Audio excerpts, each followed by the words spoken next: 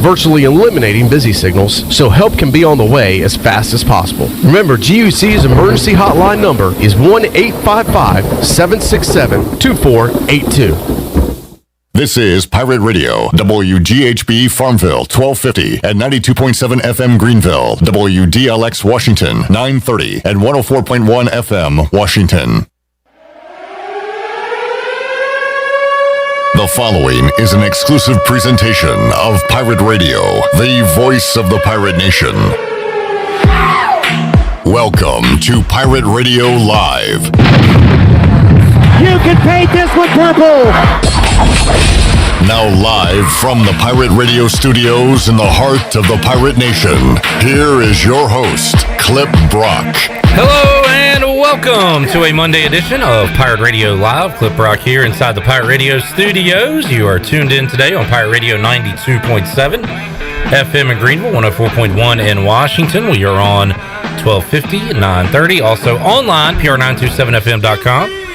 And you can watch the program on Facebook Live and on YouTube. Make sure you are subscribed to Pirate Radio TV on YouTube so you can watch this program beginning tomorrow. You can watch the Brian Bailey Show once again.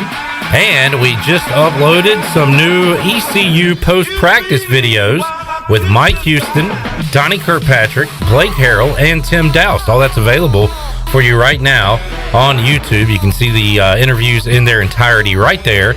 Just subscribe to Pirate Radio TV and check them all out. All right, coming up on today's show, we will recap the weekend and talk Pirate football with Jonathan Ellerbe here. To kick off the program, Double B, Brian Bailey, will join us at 3:30. Had a great lunch with Brian Bailey today. A lot to talk about with Double B. Ronnie Woodward is in at 4 o'clock. As he was throwing some questions at the ECU coaches earlier today. We will talk Pirate football at 4. And then at 5 o'clock, Troy D will be alongside the head coach of the Greenville Little League All-Stars, Cory Scott, will join us. They were hoping to be playing tonight.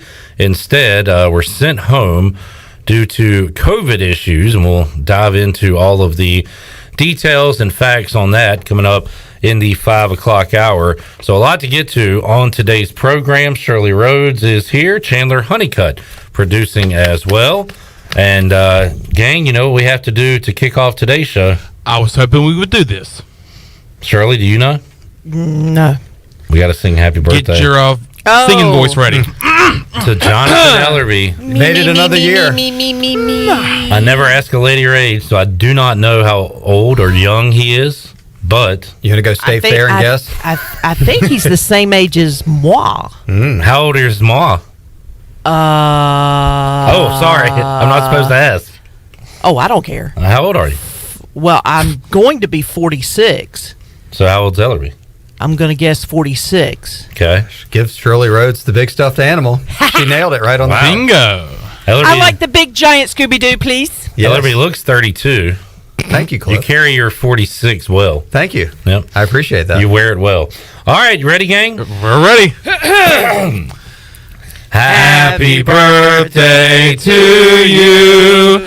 Happy birthday to you. Happy birthday, dear Ellerbe. Happy birthday to you.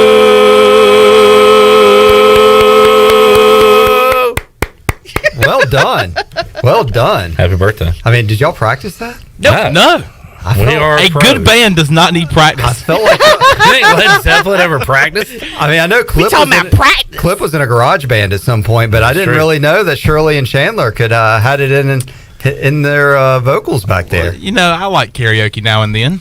We I did. sing a lot in the shower. So. We sang Happy Birthday to Glenn last week, so Yeah. that was a nice tune-up. I think this one was actually better. And Glenn didn't even hear it, so you were actually here for Yes. and we were actually able to present you the song. Well, y'all are getting better. Yeah.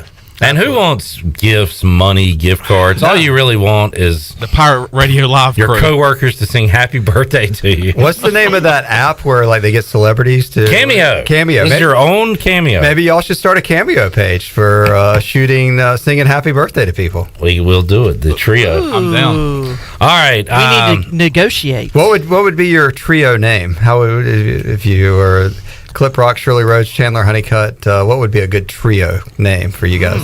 The That's a good question. PRL trio right now? The drive time 3. 3-6 Mafia. Wait, that's already taken. 3 to 6 Mafia. There's just something. Yeah, there you go. Something to think about. 3 to 6 Mafia. Well, there you go. All right, there you go.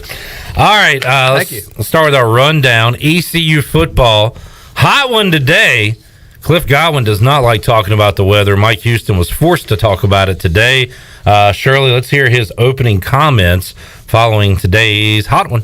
Well, we got our first welcome to Eastern North Carolina day today, so had some heat and humidity, which is good. We need it. We need a lot of it. You know, we didn't have any last week, and you know, it hit them pretty good today. So it's another challenge. You know, it's a great teaching moment. Thought we did some good things today, and I thought we had had some guys that struggled with with that heat and humidity all of a sudden. So the practices are very up tempo. You know, there's a lot of running. There ain't much standing around out there. So. We're going to play ourselves into shape and into being able to handle the elements, because it's going to be humid down there in Charlotte for the opener, and it's going to be hot and humid here for the kickoff game in Daddy Ficklin. So we need this weather, so it's a good thing. All right, Mike Houston saying the weather, Ellerbe, is a good thing. Practicing in those elements is a good thing. The Pirates will open up with a night game. It'll still likely be a hot one, but man, you think about that September 11th date against South Carolina at noon at Daddy Ficklin Stadium. Could be toasty there. Get tossed around. Whoops, sorry. You all right over there? Yeah, I'm good. All right. Happy birthday! I got thrown off there. So yeah, noon, September 11th, hot one, and they're trying to prepare for all that. Yeah, so the sun will be down on the 2nd because it's going to be a night game. But Bank of America Stadium, the game TJ Lee blocked the kick against Virginia Tech. No flags on the field. That was a nooner, and that was probably one of the hottest games I've ever been to. There doesn't seem to be a lot of wind that circulates in the stadium, especially at least on that day. So I would say both those dates are going to be nice and toasty by the time the Pirates get ready for kickoff. The 2nd is coming fast and furious here, so definitely you might as well get used to it. I don't know what the weather is in Boone today, but I doubt it's as muggy and humid as it is here today. Shirley, let's hear cut 3. Bailey Malovic was thrown into the fire last year. He was undersized, not from a height standpoint, certainly from a weight standpoint. He has picked the weight up, and Coach Houston was asked about Bailey Malovic. He had a great phrase in here that reminded me of growing up in Eastern North Carolina. Shirley, let's hear cut 3. Well, he's not getting pushed around. He still moves very, very good, and he runs very well. I mean, we did some sideline gassers at the end of practice. I mean, he's winning every gasser, and he's right at 300 pounds. He's 296. So the added strength and weight is going to serve him much better in this league, because he learned painfully last year that you're going to get tossed around pretty good in this league if you don't have some mass to you. If you called that at the end of it, What? Shirley, what did he say there at the end? You're going to get tossed around pretty good in this league if you don't have some mass to you. That is my dad likes to go that route. Usually in basketball, when we're getting out rebounded, I'm like, man, we can't get a rebound. He's like, well, Robert Sampson ain't got no ass to him. You gotta have some ass to you. Is that Mr. Brock laying smack? It really reminded me of a phrase that I've heard in the past. But Mike Houston saying it there, and Ellerbe, cover your ears, kids. Bailey Malovic has some ass to him this year. Hey, look, he's going to need that if he's going to be in this league. It's a tough league. It's a tough league. I had heard, having a little junk in your trunk, Caboose is loose. Yeah, gotta, but I have never heard. You're going to get tossed around pretty good in this league if you don't have some mass to you. That's a new one to me. Yeah. Love it. Ice Cube, wasn't it? Said you can do it.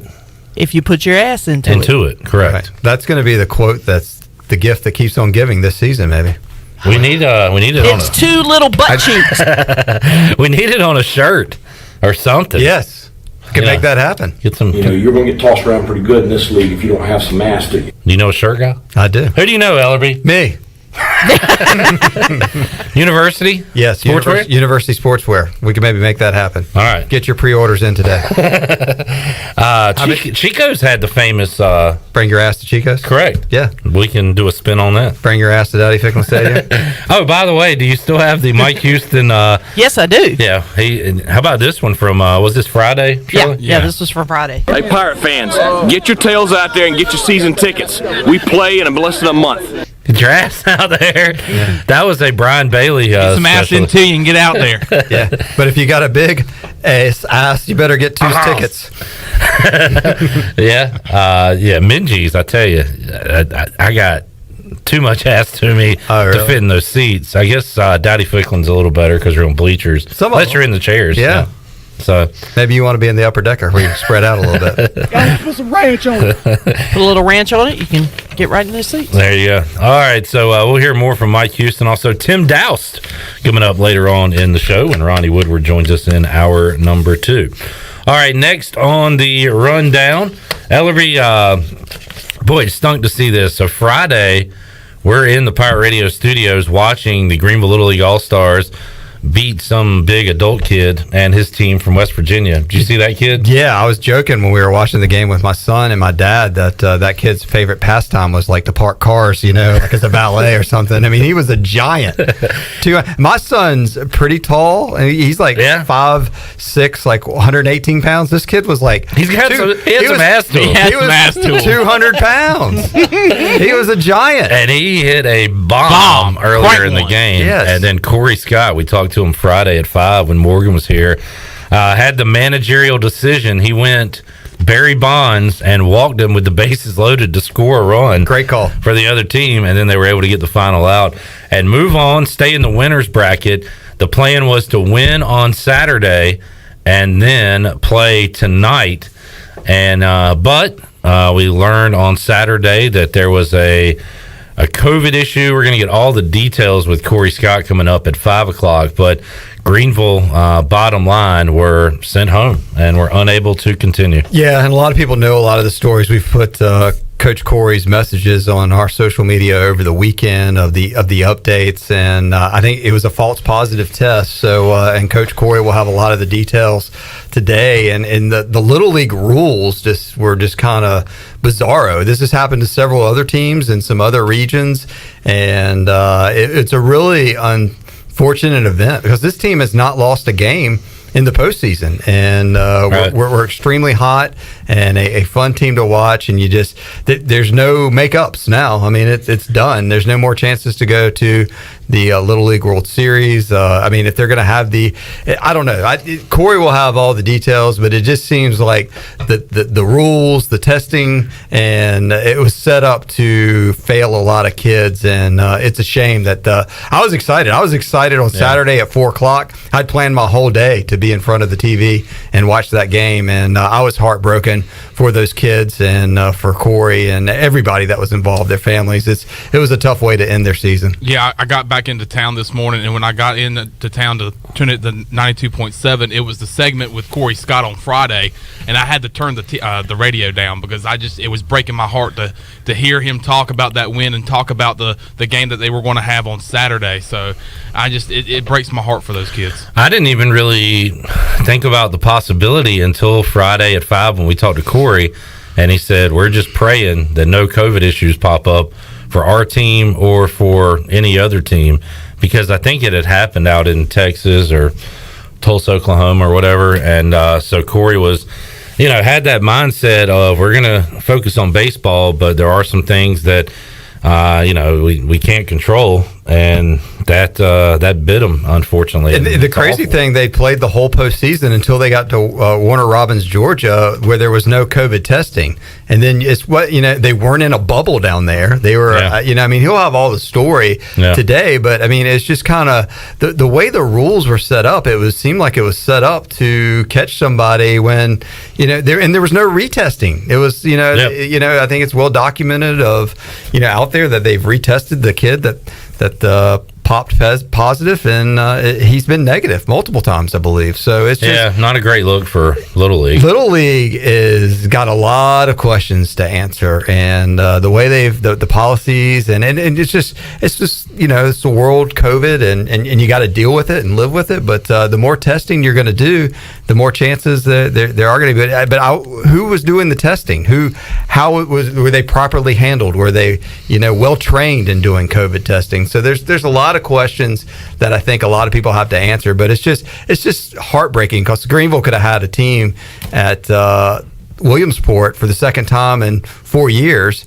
and a team that this year that really only had to finish second in that bracket because 2 teams out of Warner Robins is going to go to Williamsport. So they were a win Saturday and a win tonight away from going to Williamsport. Yeah, and my son just played his 12-year-old year in Greenville Little League, so he knows all these kids, and I've seen all these kids play, and they're very talented. A really, really good team and a deep team, and they definitely could have made and won more games than if they'd had the opportunity. So I'll be very interested to hear Cory's full story. Of course, I've talked to him over the weekend, but there's been some new developments and other things going on. So hour 3 today is definitely going to be must watch or must listen right here on the Voice of the Pirate Nation. All right, well, we'll talk a little bit about that with Double B coming up next on the program as well. All right, what's number 3? I don't have my computer in front of me, Chandler. MILB report. MILB report? MILB report. A lot of Pirate fans, Ellerbe, saw Alec Burleson playing live over the weekend, which was awesome, as he was in Durham playing for the Memphis Redbirds. And Shirley, how did I know Alec didn't play every game of that series, but he got on last night, right? Yeah, he got on last night. They gave him a break Friday and Saturday, so he did not play either of those games, but he did play last night. He was 2 for 4. Unfortunately, the Memphis Redbirds lost 4-3, but Alec had a pretty good, opening series with the Memphis Redbirds as he got a couple of hits throughout that series. Of course, that's well documented online.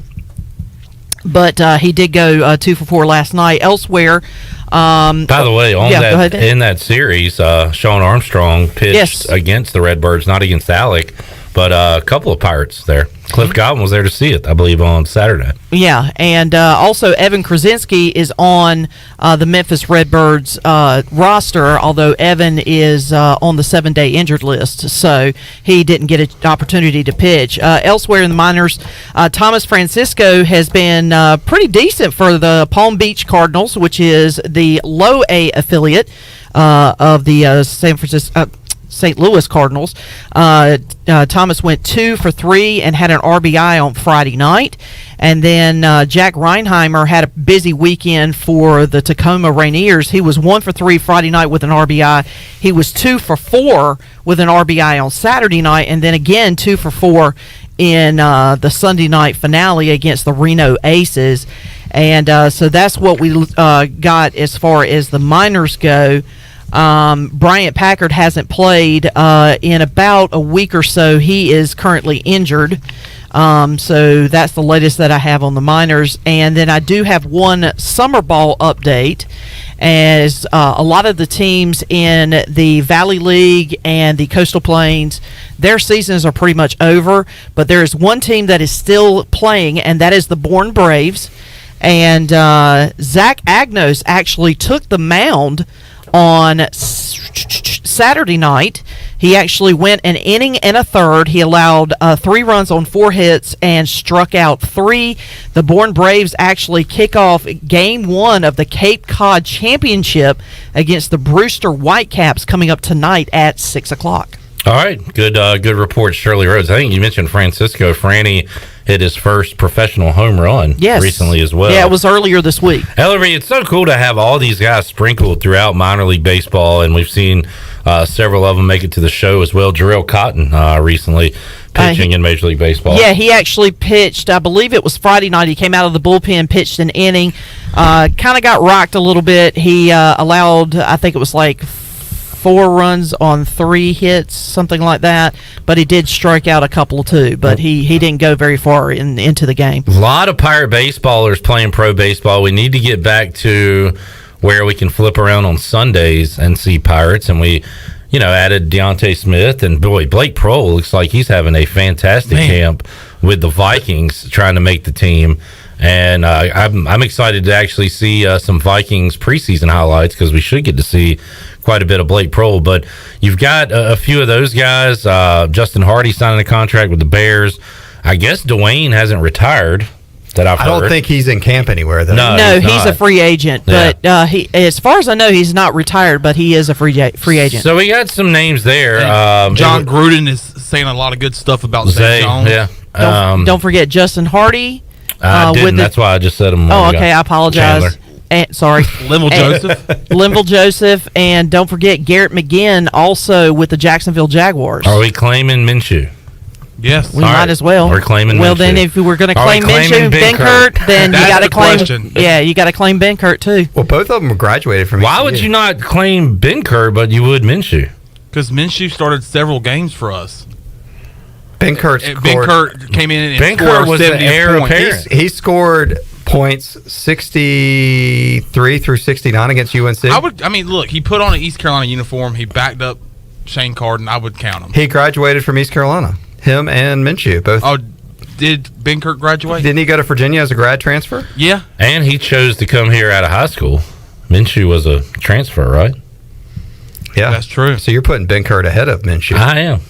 Wow. And he's I've interviewed him on Pirate Radio. Oh, okay. So it's kind of a personal I saw where Benkert in Packers training camp sunk a 50-yard into that net. It's like a net. Yeah. And it was great accuracy. But anyway, my point was we're hopefully getting back to that in football.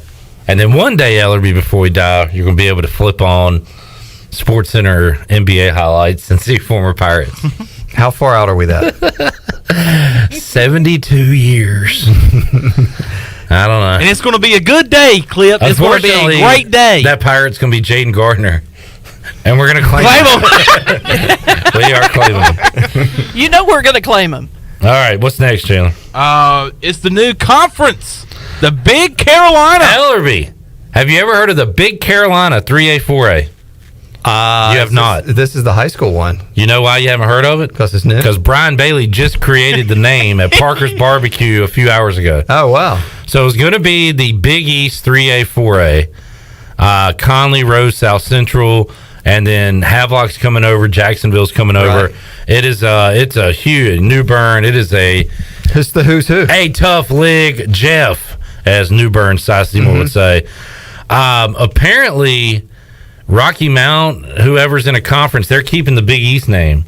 So they had to come up with something different. And throughout the day over at Parker's at Media Day today, Brian Bailey is throwing ideas to the coaches and ADs. He's like eating some string beans and he gets up and goes, hey, what about this what right about here? Big Carolina? And he kept saying stuff with big, and I was like, Bailey, you could just go coastal. And he was like, big coastal. Like, you really want to go big, huh? He's like, yeah.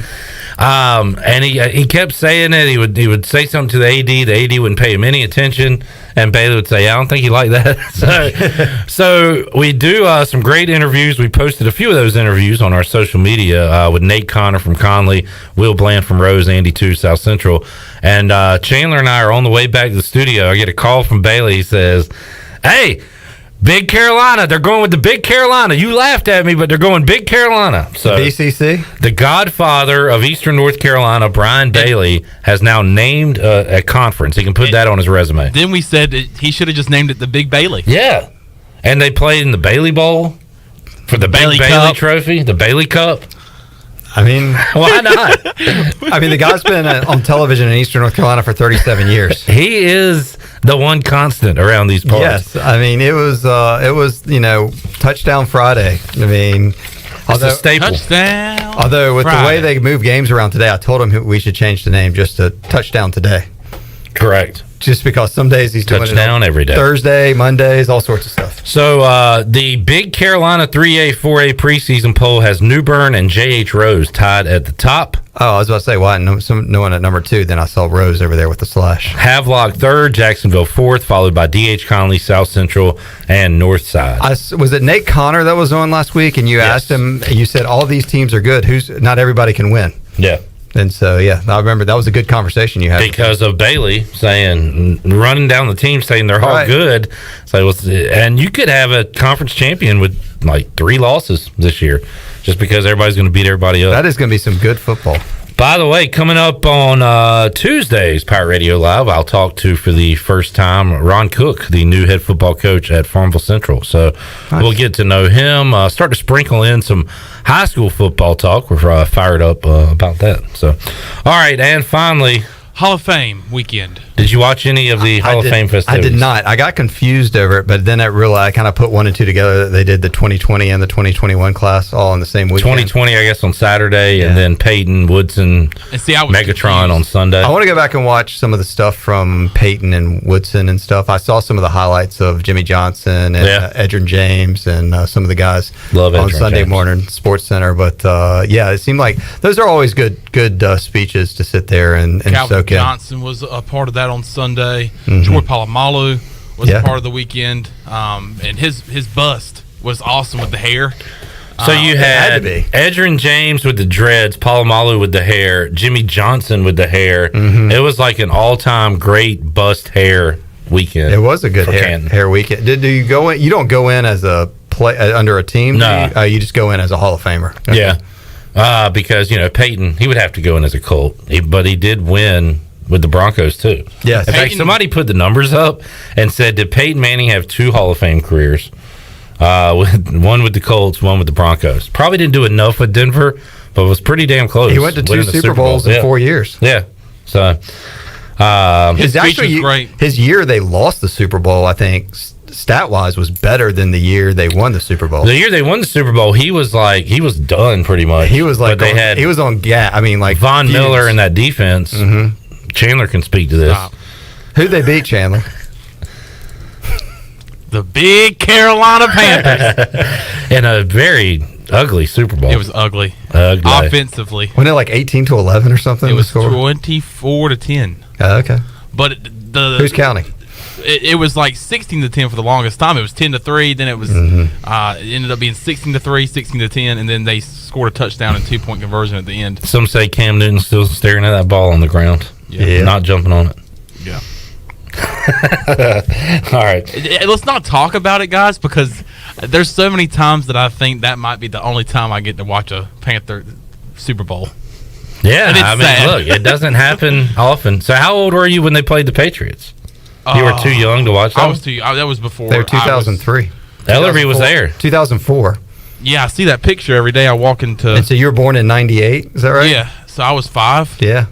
5 or 6 years old. You weren't too concerned with the big Carolina Panthers at that point. John Casey and Jake Delhomme. Yeah. And see, everybody that was on that Carolina Panther team in 2015, from the front office to people on the field, nobody is a part of the franchise anymore except Shaq Thompson. I saw somebody posted, a Panthers fan said, pretty soon you're going to have the first real Carolina Panthers inducted into the Hall of Fame. Steve Smith. Yeah. Julius Peppers. Right. And you've had guys that have played for the Panthers go into the Hall of Fame. Kevin Green is recent. To have like your own guys, that's pretty cool. Yeah, I'll talk about that with you and Tony. A guy that started with the Panthers. Yeah. Yeah. And I was very into the Hall of Fame game this weekend because it was the first time that I've seen guys that I've actually grew up watching play. Troy Polamalu, Calvin Johnson, Peyton Manning. I've been able to watch Peyton Manning in person when they came and played. The Broncos played Carolina in 2012. So I was very interested, but it's going to be very interesting to watch, somebody like Steve Smith and Julius Peppers go into the Hall one day. Next Saturday, we have our 22nd annual Pitt County Fantasy Football League draft, and my first ever pick was Edgerrin James. Really? In that league. So he has a special place in my heart. But anyway, all right. Thanks for hanging out. He was a stud. Loved him. He was part of that Colts trio. Marvin Harrison. Didn't win the Super Bowl, though. Marvin! Who was the running back for the Colts when Peyton won the Super Bowl there? He went to LSU. And his name was Kevin Falk? Nah, he was always a Patriot. Good guess, though. He went to LSU. Joseph Adai. Adai. Kind of random. Yeah. Edge was there all those years, put up all those numbers, but it was a Dye who was the running back when they ended up winning it. All right, Ellerbe, anything else? Nah, I'll enjoyed it. Be back next week. Does Hunter still like the bumbling Mets, or is he over that? Nah, that was kind of a phase. Yeah, I was going to ask, is that a phase? Because the Mets, they are floundering, just as I predicted. Problem is the Braves, God, they were 3 outs away from having a sweep over the weekend and being 1 game back, but right now the Phillies have the lead in the NL East. So there you go. It's baseball. Bouncing around, getting close. We'll be down here for playoff season soon. Yeah. Speaking of Phillies, we talked to Marvin Jarman today, who was at the Phillies game. Took the trip. Saw Joe I West. saw that. His scouting report was he had fun, and Philadelphia has trash all over the streets. So, brother, that's not even a scouting report. That's facts. That's facts. That's his report. I don't know if he was a fan of the city itself, but says they enjoyed the games, and said Joe West did not make a single bad call all weekend. Did he get a cheesecake steak? He got a cheesecake steak. Yeah. They're making those now. Yes. Not sure. That would be a good combo. Cheese steak and then cheesecake. Ellerbe, thanks for hanging out. See you, man. Happy birthday. Yeah, thank you. What do you have for your birthday meal? I don't know. Cheesesteak cake? I'm having a surprise dinner tonight when I get home. So surprise. That'll be fun. Surprise. That's what I tell my kids. I was like, I got a surprise for you. Where are we going? I said, get in the car. And I take them to the car wash and help me vacuum out my car. They said, this is terrible. I said, but you're surprised, aren't you? Surprise! Not all surprises are good. Yeah, folks. they were like, I'm never going with you again. I'm going to bring you, I've started to cook a little bit, Ellerbe. A little bit. I had Clip's jerk pork chops last night. Ooh. Wow. Good grief, Amati. America's favorite. Oh, my goodness. I'm going to have to bring those in for Are the you group. trying it out for like a food channel somewhere? I would love to. I would love to be able to cook, but I can't. Will you be like on Chopped? You ever watch that show? Absolutely. I mean, I would just like to cook a regular meal before I get 8 different ingredients and have to make something. We're giving you gummy bears, lettuce, and pork chops. But I do love those cooking shows. Yeah, they are entertaining to watch. All right, let's get a break in. We'll come back. We'll talk to Big Carolina himself, Double B, Brian Bailey, who's very proud of himself for naming a conference earlier today. Ask him what he's going to name next. Is he available to name your child? You pay Bailey a small fee, he'll name your kid. Cameo. Big Coastal. I'm in that big country. This sounds like he just yells out names. He just says big and puts a word behind it. That's kind of his thing, and it worked for him today. Brian Bailey joins us when we return after this.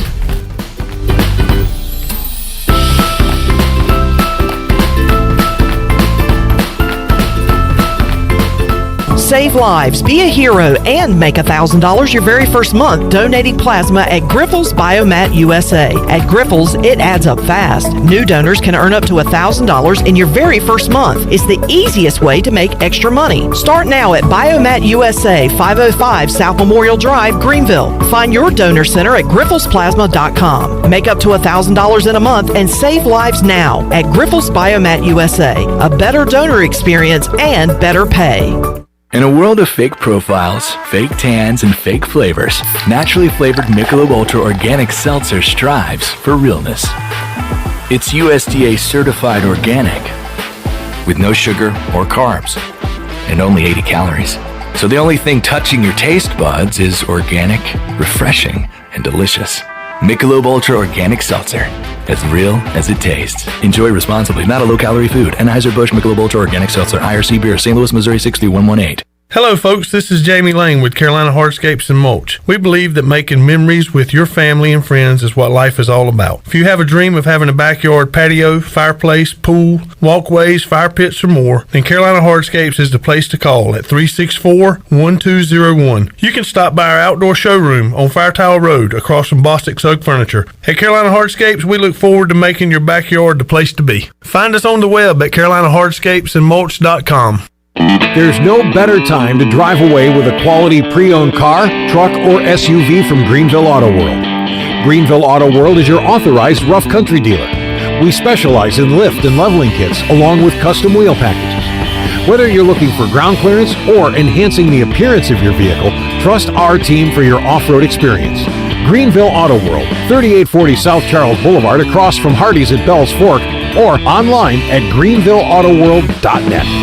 Hello, Greenville and Pitt County. We at Pitt County Schools want you to know that we are a thriving and connected school system ready and open for all students this year. We are offering all in-person learning with limited virtual options while operating on a 5-day, full-day schedule for our 38 school campuses. Pitt County Schools offers rigorous academic opportunities such as dual language programs, STEM engagement, global education, and college readiness. We also offer competitive athletics, full support for exceptional children, and career readiness opportunities such as paid apprenticeships and unique business partnerships. Pitt County Schools is fully committed to engage, empower, and elevate every student every day. Visit our website today at pittschools.org, where you'll find our new jam-packed strategic plan, our new mission and vision, our profile of a learner, or check out our unique preschools, elementary schools, middle schools, high schools, and early colleges. Pitt County Schools, engaging, empowering, and elevating every student every day. At U.S. Cellular, we believe everyone should get more of the latest 5G technology for less of your hard-earned money. Right now, everyone can get a free smartphone, whether you're a new customer or not, with no trade-in or hidden fees. U.S. Cellular, America's locally grown wireless. Terms apply. See uscellular.com for details. Now that life is returning to normal, we have found a lot of good things that came from the pandemic. One of them is not having to go to the wireless store anymore. The Cellular Warehouse team has been in the business of delivering phones to your home and office for 20 years. People found out about our free delivery service and love the ease of getting a new phone, tablet, or hotspot. Call Toby Williams today at 252-799-7051 so you can start experiencing the joy of never going to a wireless store again. Cellular Warehouse, your local U.S. Cellular authorized agent. Pirate Radio. We're going to be bigger, faster, stronger, and older. That's always a good combination. The voice of the Pirate Nation.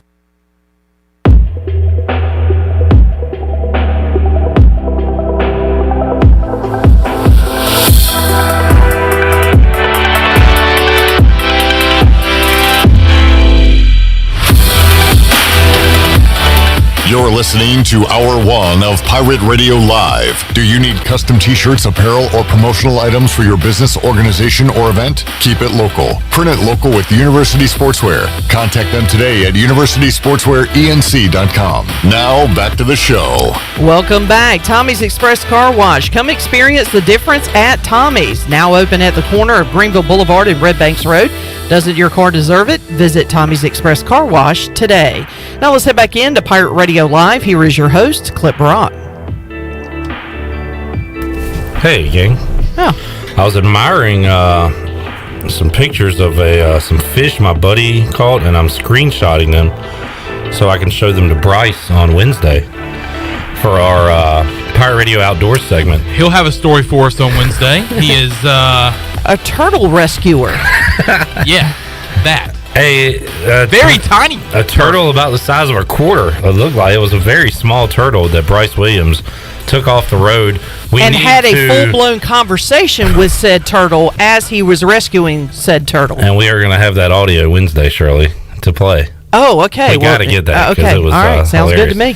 All right, let's go out to the Fixed NC Live line and talk to the creator of the Big Carolina 3A, 4A conference. He is Double B, Brian Bailey. Bailey, how you doing, man? I'm not bad. I've just been a busy day. You know you're a legend for multiple reasons. Bailey is a legend, but add another notch, folks. As earlier today, it was kind of funny, Bailey. We were out covering Media Day for Conley, South Central, Rose, and all the big boys joining that conference, and you can tell the story, Bailey. They were going to go by the Big East 3A, 4A, but apparently another conference is retaining that name or using that name, so they had to go a different route, right? Yeah, and it was funny because the only reason I asked the question is because I've asked this question for years. If you have a split conference, which one comes first, or does it matter? You know, is it the Big East 3A, 4A, or the Big East 4A, 3A? So I asked the question, and they were like, "That's not really the one I looked at." And I was like, "What do you mean?" And then they had said that they had to revamp and decide. And it's funny because some of the leagues, I don't know what they're calling some of the leagues still, because I don't think Max Preps has it. I don't think High School OT has it, so I'm not sure what they're calling some of the leagues. My point was there was an Eastern Carolina 2A before, and there was an Eastern Carolina 3A, 4A, and that's a little confusing to people. But the athletic directors had decided to go with Eastern Carolina 3A, 4A again. I was really just joking around. But I told those guys, I said, man, you got a great league. You got great schools, big schools in our area. This is big. Let's call it big something. So we kicked around Big Eastern Carolina or Big Carolina, and they came up with the Big Carolina 3A4A. So. No, they didn't. You did, Bailey. This is your name, your namesake. And Chandler and I, on the way back from Parker's to the studio, were saying, you got all this influence. Why not just call it the Big Bailey? And they play for the Bailey Bowl and the Bailey Cup, and we should have gone that route if you got all this influence. That's what one of the ADs did say. They said, I think we should call it the Brian Bailey Conference since you named it. I thought it was hilarious. Because they go back to their schools and be like, what? What did y'all do? And they go probably change it again. But right now it's a Big Carolina 3A4A. And, man, there's going to be some big battles in that Big Carolina all year long. It's, I don't know, you've been around a while, Bailey. Is this about the I don't know if best is the word, but like the most competitive conference you've seen top to bottom? I think it really is because of the teams involved. Usually whatever league you're in, you'll have 2 or 3 good teams year in and year out and 2 or 3 that struggle. But in this league, I mean, you've got, teams with great history. As Alan Wooten said, these teams, most of them have been to state championships within the last 5 or 6, 7 years. And so it takes a lot to get to a state championship, and you've got, great history on some of these teams. And, Havelock and Jacksonville battled for years in the Coastal, and now you've got them, in our Big Carolina 3A, 4A, and, Rose, and with what Nate Connor's done at Conley to bring them up, and Andy Chu at South Central, he's had success. So, I agree when those guys look at the schedule and say, man, every Friday night, and a lot of these teams are playing tough non-conference slates. I mean, I think I saw where Rose, South Central, and Conley, if I'm not mistaken, are all playing Cleveland, and Cleveland's supposed to be one of the best teams in the state. Brian Bailey joining us. We had a nice football conversation from the high school ranks earlier today, and Bailey, Mike Houston talked earlier today, and Donnie Kirkpatrick, Blake Harrell, Tim Doust as well, as they had a hot one earlier today. And also our favorite line was Mike Houston dropping this one when talking about Bailey Malovic really transforming his body to become a legit tackle in the American. What did Mike Houston say, Shirley? You're going to get tossed around pretty good in this league if you don't have some ass to you. So if you don't have some ass to you, Bailey, you're going to get tossed around. My doctor told me one time, you got a little bit too much of that ass to you. You got to lose some of that. And you have, Bailey. I always try to sit at the Bubba table. You're not even a Bubba anymore. It's kind of sad. I'm a big Bubba. I got a long way to go. I appreciate you saying that. Yeah, that's funny that he said it like that. And that's he did talk about how humid it was today. Yeah. Humidity. That's what makes a football team a lot of years. They're getting tougher going through days like this. That's for sure.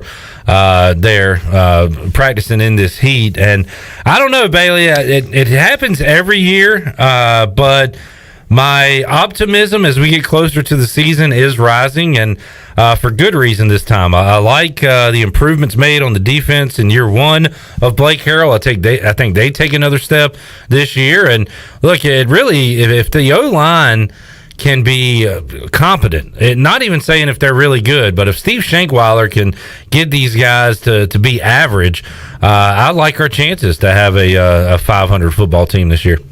And I really think they'll be better than average. I really think that they've come a long way with their depth, and and guys like Holt Nailers, they don't blow smoke. They tell you what they feel, and he was saying right out, I think the twos could go out. He's with them every day, and he said, I think the twos could go out and protect me. And I'm telling you, he's had some rough times in the past where he's running for his life. And, he's got to take care of those guys. And I think he likes what he sees right now with the offensive line. And if they can do some of the things, Shankweiler's been a winner everywhere he's gone. Every time he's been at East Carolina, the Pirates have won. And I think you'll see dividends this time as well. 24 days. Is that right, folks? Yeah? All right, I'm getting a thumbs up. 24 days away from kickoff, ECU Appalachian State. Brian Bailey will join us on the Bud Light pregame tailgate. We'll kick off that day at 3:30, taking you up to the 7:30 kick, and be with you after the game on the U.S. Sailor fifth quarter call-in show. Bailey, it is great to say those two sentences back to back. We're getting close, man. Yeah, we are, and it's so crazy when you think about. You go through we went through COVID, and then we finally started bouncing back from that. And then, the football season this past year, high school-wise, was a lot different, but it was fun. But now, this is the real deal, man. You get high school football on Friday, college football on Saturday, got the pros on Sunday, and I mean, it's just the greatest, the best time of the year. I saw Oktoberfest for sale at Sam's the other day. So your fall's coming. I mean, it's a great time of the year.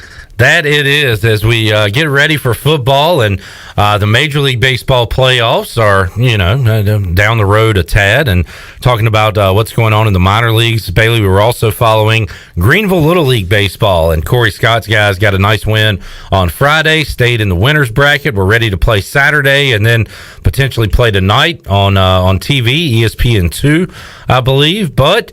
man, some awful news that they were disqualified from the Southeast Regional and sent home due to what appears to be a false positive COVID test. We'll get the details when Cory Scott joins us today at 5 o'clock on Pirate Radio. But, Bailey, I know you've had an opportunity to talk to Cory as well. He was emotional, as you would imagine, and just stinks for all those kids that were really playing some good baseball. Yeah, and I just don't understand. Because, the reason pro sports go to replay is to get it right. And the reason that you test for COVID is to get it right. And all Cory and those guys were asking for, after they got the positive, was, hey, let's just make sure. Let's just go get the kid flunked a saliva test. Now, I don't know the science. I don't know the specifics. But if he flunked the test, and then you go and you get him tested again, and he tested, according to Cory, 3 times negative. So, I mean, obviously the kid didn't have it. You didn't get it right. And it doesn't make any sense. I mean, it's just so, it's just heart-wrenching for the kids. And as I told Cory, and he was emotional. Hell, I got emotional because I think back as a parent, the odds of my kids, and my daughter played Babe Ruth softball and won a World Series with Pitt County, but to go to Williamsport, the odds are so astronomically against you because only a handful get that chance to go. And Greenville's been so lucky to get to go twice, and they had a chance to go a third time. That team was really good in a great situation, and to have it taken away like that, it's one thing if you get taken away by a bad call. Bad calls are part of the game of baseball, and you get a situation like that where just let them test again. But they wouldn't do it, and that's what you get. And it's really, I mean, it really, because a guy like Cory, who loves baseball and loves Little League baseball, man, that tears your heart out. I'm telling you.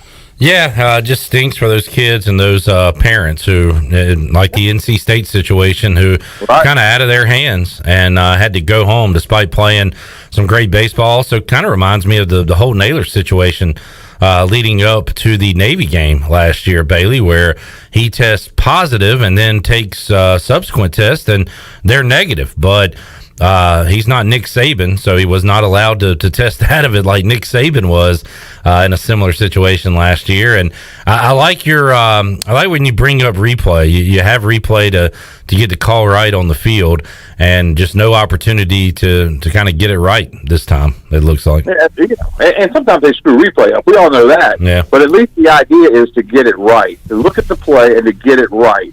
And the folks, they didn't get it right. They just did not get it right.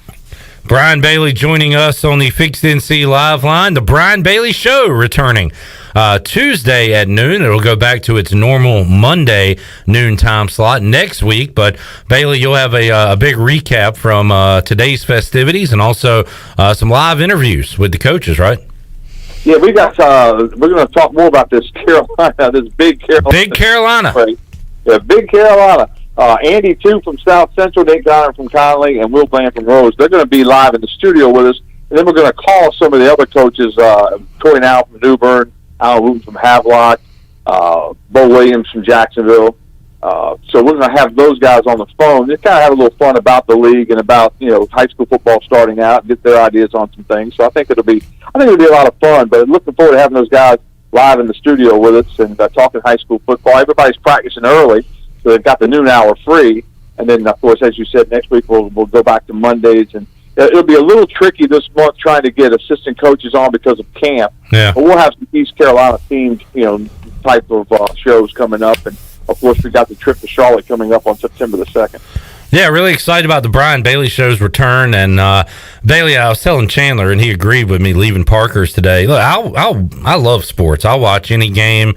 I'll watch football till the day I die, pro, college, whatever. I watched Canadian football the other night just because it was live on TV. But something about high school football, and I've been watching for the first time Friday Night Lights, so I've kind of had a high school feel going these last few weeks watching that show.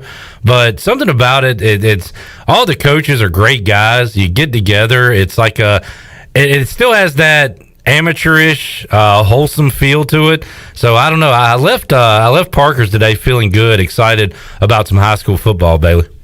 It's funny, and I've told you this before, I think, on the radio, but every year in August, I have a dream that I'm playing high school football again. And sometimes I'm young again, and sometimes I'm my age. Here, I had it this weekend. I'm 59 years old, and the coach said, "Look, I think I can get you on. If you can make the team, you can play." So I was on the team, but I was playing behind a freshman at right tackle. And I was upset because I was like, I can't even beat that freshman out. I'm 59 years old. So at the last minute, the coach took the freshman and put him on the JV and let me start. So I'm trying to wake my dad up to come watch me play football, and then I woke up. And I'm thinking, if I ever get actually in the game, that's when I die. You remember the old saying, if you ever dream you're falling and you hit the ground, you're dead? I think if I ever start playing in a football game, then I'll probably wake up. You're going to take that one hit, and that's going to be all she wrote. Bailey died in his sleep, but we understand he was in a great football game as he died. That's a great story. This is the Rudy movie nobody wants to see, Bailey, except me. I want to see it. That's right. It's a fun dream. It happens every year. I swear it does. Mr. Big Carolina, Brian Bailey joining us. Double B, great to chat with you, man. Can't wait to see you here tomorrow at noon. Sounds good. Looking forward to it. Thanks so much. All right, there he is, Brian Bailey joining us today. I have those dreams, too, where I'm playing in a game, whether it be from my past or just some kind of big moment. And it's fun to have those. I've had dreams of playing high school baseball again and being up the bat and, usually striking out. But I was like, why am I playing baseball right now? And I didn't have a beard in high school, and I would have a beard playing in the game. And I remember thinking, what in the world is going on here? Why am I playing high school baseball again? I'm getting a second chance. It's weird. As far as I can remember, as much sports as I've played in my lifetime, I don't think I've ever had a dream where I have gone back and played in a game. I spend more time. I don't know. For me. To me, it's like me taking the stage at a rock concert somewhere and playing guitar or playing the drums. I want to say I had a dream. I've never had a dream where I went back and played in a game. I want to say I had a dream that I rode the bench for ECU basketball. And I was one of those guys that they always cheered for, the white guy at the end of the bench that never played. And I remember during timeouts, I was a part of the huddle. But I kept my jumpsuit on the whole time, and I just remember that. I remember, and then after the game, my friends were like, "You'll get in there one day." And then I remember waking up. But yeah, those dreams happen, and they're weird. I used to have the dreams of going to school. Okay, that's what I was going to bring up. How many have you had that have the dream where you're at school in your underwear? Well, yeah, there's that one, but I have the one seemingly often where I don't know where my class is. Do you ever have that one? No. And and you realize that it's towards the end of semester and you hadn't been to the class the entire semester and you don't know where it is. I have that one all the time. No, I've never had that one. And it's so scary. And then I wake up and I'm like, oh, good. I have a dream. I don't have school anymore. I've had plenty of dreams though where I got to school and people were like, dude, what the hell is wrong with you? And I'm like, what do you mean? And I look down and I'm just in my underwear and I'm like, what in the world? And I'm freaking out. I'm embarrassed. I don't know what this means, but I've never had those types of dreams. I've had dreams where I've been late to school and I'm embarrassed to go into the school I was so late. Yeah, had that one. I had a dream where I was, for some reason, in the field house where the football team used to lift weights. And for some reason, I dropped weights on one of the football players. Inadvertently, I was supposed to be spotting for them, and I'd grabbed the bar, and I said, oh, no, wait, I don't want to hold on to that and let it go. but that's the only one I remember. If I've ever had those types of dreams, I don't remember any of them. Y'all have had the dreams, right, where you had to run from something, and you're going about 2 miles per hour. You're trying to run as hard as you can, but you're just going like that slow. How many times do you have a dream and you realize you're in a dream? I do that a lot. I've had that happen a handful of times. And I can get out of them on purpose if I don't like the dream. Have you ever been in a dream that you liked and you woke up and then you're like, you go back to sleep? Yeah. You're mad because you'd like to finish the dream? But yeah, that's happened before. I can go back to sleep and continue the dream. Are you kidding me? I swear. That's the dream. To have that dream. Yeah, I've never. I'm like, man, that was awesome. All right, I'm going to go back. Let me see what happens next. And it's usually because one of my dogs needs to go out, and I'm like yelling at the dog. I'm like, do you have any idea what you just woke me up from? So, yeah. Have you ever had the dream where you're a big basketball player from Houston? You? Have you had that dream? No, it's Akeem, the dream Elijah one. All right, let's take a break. Yeah, we had to end it. Was that supposed to be funny? No. Yes, wow. I don't know. We'll take a timeout, come back. We have to come back and take another break, basically. So we'll do that. We can talk about more dreams. We'll talk about more dreams when we return on Pirate Radio Live after this.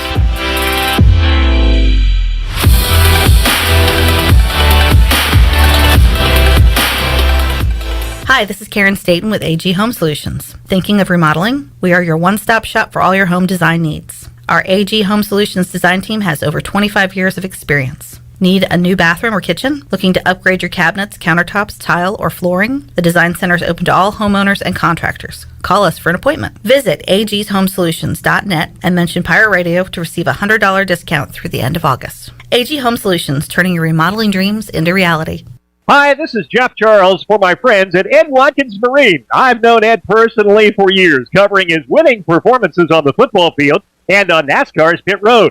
Now Ed is winning on the water, and you get to win too. You win with awesome boat prices from Ed Watkins Marine, and of course, great service after the sale. If you're looking for a new boat, contact Ed Watkins Marine today. They will deliver anywhere. Find them online at edwatkinsmarine.com and tell them the voice sent you.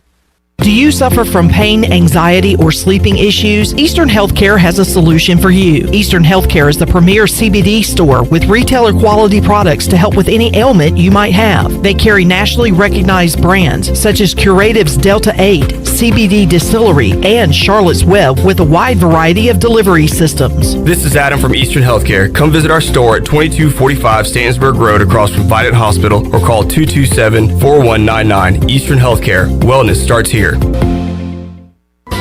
Have you ever seen those exotic aquariums like the guys do in Las Vegas on television? You ever thought about having one of these aquariums in your business? It's more affordable than you think. This is Hal Pruitt with rentafishtank.com. We can make having an aquarium in your business turnkey with no work, cleaning, or hassles for you. Rentafishtank.com creates a relaxing atmosphere and keeps children occupied. Rentafishtank.com already services many dental, pediatric, and doctor offices, plus hospitals and senior living centers. Check us out at rentafishtank.com.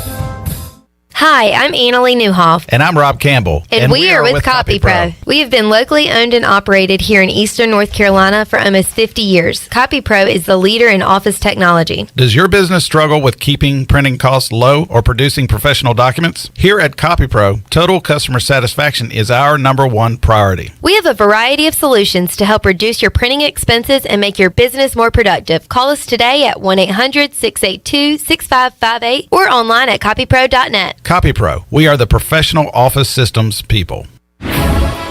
In studio today with Aquaman, also known as Alan Nielsen to his friends and family, YF3. It's the glue that brings me together in the morning. I see a lot of friendships developing. I got a lot of great buddies that I work out with in the morning. We also can have a positive influence on the community, and I just think it's a great thing to do. One letter, one number, F3. Learn more today at f3enc.com. E&S Hemp Company in Winterville is your premier CBD store. At E&S Hemp Company, they have helped hundreds of people just like you get relief from joint pain, anxiety, insomnia, and more by providing you the highest quality of CBD products available. E&S Hemp Company has a great selection of only the safest, purest, and most beneficial hemp-infused products available from honey, tea, coffee, candles, and more. E&S Hemp Company, Fire Tower Road in Winterville, and online at eshempcompany.com. This is Stephen Igo. You've heard from me plenty on Pirate Radio Live and perhaps have read some of my work on hoistthecolors.net. Now, get an extension of our in-depth coverage on the Hoist the Colors podcast. From game previews to immediate post-game analysis to emergency podcasts for breaking news, we've got you covered. A cast of guest co-hosts from fans, former coaches, and other writers join me for 2 podcasts weekly to break down all things ECU athletics. Subscribe to Hoist the Colors now on Apple Podcasts, Spotify, or Google Podcasts. This is ECU assistant football coach Roy Tesh, and you're listening to Pirate Radio, the voice of the Pirate Nation.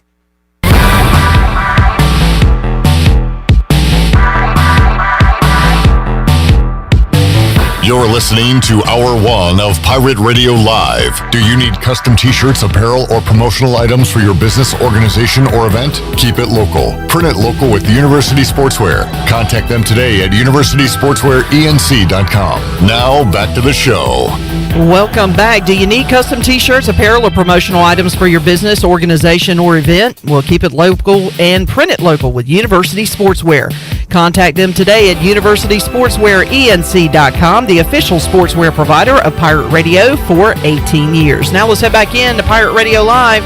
Here's your host, Clip Rock. Back with you on Pirate Radio Live here on a Monday. Super distracted right now. I'm up in my slow draft fantasy football league. I was trying to make a trade for Matt Stafford.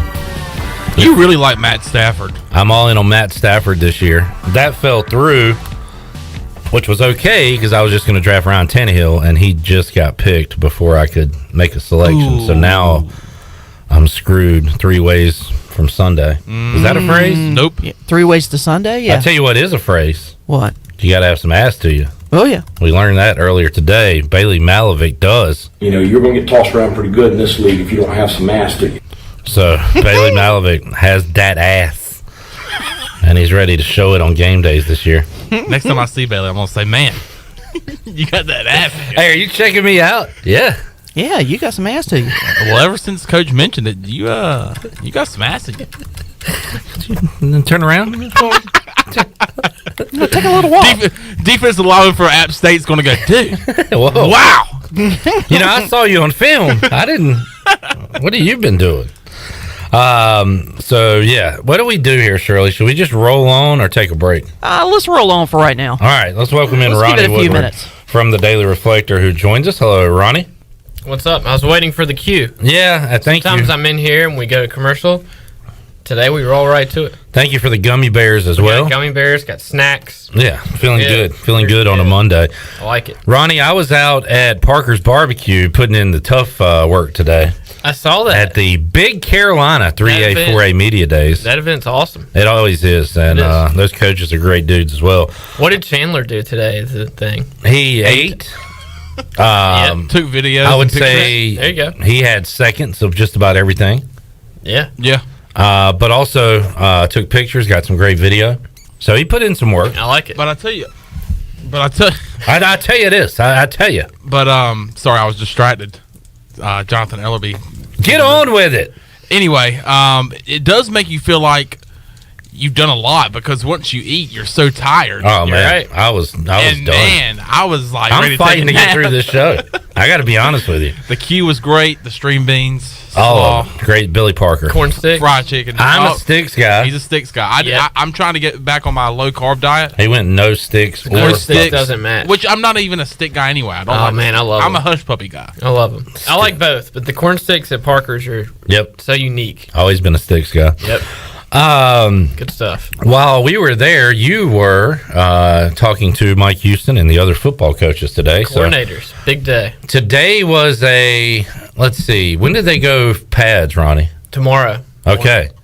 So today was, what, shells or helmets? Shorts. Yep. So they went helmet, shoulder pads. Shoulder pads, shorts. They've done the past few days. And Mike Houston talked about the heat and how it was necessary to practice in that. Let's hear that one more time, Shirley. Mike Houston won as he talked about the heat today. Well, we got our first welcome to Eastern North Carolina day today, so had some heat and humidity, which is good. We need it. We need a lot of it. You know, we didn't have any last week, and it hit them pretty good today. So it was another challenge. It's a great teaching moment. Thought we did some good things today, and I thought we had had some guys that struggled with that heat and humidity all of a sudden. So the practices are very up tempo. There's a lot of run. There ain't much standing around out there. So. We're going to play ourselves into shape and into being able to handle the elements, because it's going to be humid down there in Charlotte for the opener, and it's going to be hot and humid here for the kickoff game in Daddy Ficklin. So we need this weather, so it's a good thing. All right, there is Mike Houston, and I don't know if I'm going to get in trouble for saying ass so many times today, but Mike Houston started it. Shirley, his comment. You're going to get tossed around pretty good in this league if you don't have some ass to you. Mike on Facebook Live says, coming up September 2nd in Charlotte, App State versus Ass State. We got some ass to us, and we're bringing it. Was that supposed to be funny? Yes, Molly, it was. I totally missed that today. I was there, and I missed it. I think a lot of people did. Some ass into you. I guess. There's nobody commented on it. It was my line of the day for sure. You caught it. I mean, I've heard that phrase over my time here in Eastern North Carolina. Some have, some haven't. But we're using that as it's a compliment that we're ass state. Our boys got some ass to them this year, and we're gonna whoop it on the app. It's two little butt cheeks. That is right. That's what it was last year. This year they're big. And just go listen to Sir Mix-a-Lot, Baby Got Back, and he describes the East Carolina football team, I think, very well. All right, Ronnie, what else did you pick up today from Mike is now asking, did he say some ass or some mass? We got controversy. Hit it again, Shirley. You're going to get tossed around pretty good in this league if you don't have some ass to you. Ooh. Did he say mass? Have we been saying ass this whole time for nothing? Tomorrow. We'll have to it sounds like he's saying it in a southern way, but I think it's ass. I'm voting mass. Chandler, what are you going with? Ass. Hit it one more time. You're going to get tossed around pretty good in this league if you don't have some ass to you. Starting to sound like math. Maybe but he's saying some. Maybe he's dragging that M to the ass. Mass. Pirate Radio 1250 and 930 on Facebook just said it's mass. How's the building talking to us? I don't know. I've always heard that is creepy things coming. I mean, I talked to the building, but I didn't realize the building talked back. Does it talk back to you? It never has to me. That is very strange. Just like a Ouija board, can it answer questions for me? I don't know. Mass. I'm going ass. I don't care if it is mass. It's funnier that way. This is our new slogan for 2021. Why do we always have trouble trying to figure out if someone said a cuss word on this show? Troy D says it's mass. Was Troy D at said press conference? I don't believe Maybe so. we should ask the but big neither dog. was I think we should ask the big dog. There's only one person to ask, and it's Mike Houston. And Ronnie, we're going to do that tomorrow. Would you mind being the answer to that question? We get there in the first part. Jenny's out there, usually me, I go. He's roaming around. Sometimes he's in a talkative mood. Yeah. Bailey's out there. I wouldn't. Yeah, don't do it formally. Do it like, Coach, serious question, but kind of a. Yeah. Beginning of practice. Yesterday, when you were talking about Bailey Malovic and having size, did you say, what was the exact quote, Shirley? You're going to get pushed around. You're going to get tossed around pretty good in this league if you don't have some ass to you. Now all I can hear is mass. Oh, man. It's really upsetting me. I thought the opposite. I don't know. You know what, Mike? You ruined it for me. Thanks, Mike, for nothing. Well, look, if he did say mass, see if he can change it to the ass. Yeah, see if he can get him to coach a little bit. Can you say ass instead of mass? For sure. All right, on to real things. I And I think that is important for him to talk about. Bailey Malovic, almost at 300 pounds, Ronnie, which he is a tall dude. So 296. It would be nice if he was above 3, obviously, but looks good. I hadn't really seen him. Have you've seen him? I mean, just physically looking, he looks really good. But yeah, the offensive line, I wanted to ask Donnie Kirkpatrick about it today. Igo asked about Malovic. I asked about Avery Jones. Sean Bailey has been a consistent kind of first-team guy. Justin Chase, Nashad Strother. Richard Pierce is a freshman who looks like he knows what he's doing, kind of in that second unit up there. But it's one of those things they referenced. I think it was defense, but they referenced the heat. Some people didn't handle the heat well, and whatnot. And I don't know for sure, but you're always trying to figure out where they're, if they're frustrated. And it looked like the defensive line, maybe, or front seven. And everybody knows on paper the defensive line is a weakness or a weaker element of the team. So I'm just wondering what that balance is. And you know where I'm getting at, of like, if one group looks great on offense, is it because the group they're going against on defense is behind, and vice versa? So what is that balance? Does the offensive line look really good because the defensive line is struggling, or is the offensive line going to be really good against App State September 2nd? And that's one of those things, like the pass rush. Like, it's always like, well, the pass rush looks great. And then sometimes you're like, I wonder why that pass rush looks so good in preseason and not other times. When Scotty Montgomery was here and talk about the great practices and everything. Running backs were great. Everybody's like, why does he keep saying this? Well, because we look great against our crappy other side of the ball. Like, he's not lying. Hey, we looked fantastic today. But I would hope so. The other side stinks. The offensive line, though, it's been a theme. I wrote about it today. Everybody seems to be on board with the offensive line is getting better. I'm not ready to go. Oh, getting better, I'll take that. I'm not gonna try not to sell a bill of bad goods or whatever you say. I'm using a lot of phrases today, some mass. But my thing is the defense is going to take a step and be actually pretty good. Yeah, I'm not ready to say that about the O-line. Secondary has some talent. For sure. And linebackers did it for sure. But I think up front on both sides, I still want to, you got to see it in game action. But I think Avery Jones, the starting center, they're committed to him, it looks like. And Donnie Kirkpatrick said, hey, he's been a bright spot and a big part of this kind of momentum for the offensive line. So him, Bailey Malovic are two guys that Malovic was playing basically too small. Jones was playing guard last year. Now you have kind of a new Bailey Malovic in a weird way and a new Avery Jones because he's a different position. I think those two guys are going to be huge for how good the line is, and then I think that correlates pretty directly to some extent how good the team is. Well, they are getting bigger, and of course Mike Houston said earlier today, Shirley, talking about the getting bigger and the size and the ass and the mass. You're going to get tossed around pretty good in this league if you don't have some mass to you. Mike has responded and says, I think I just heard him say masks so much that he says, I've heard mask so much that I hear mass.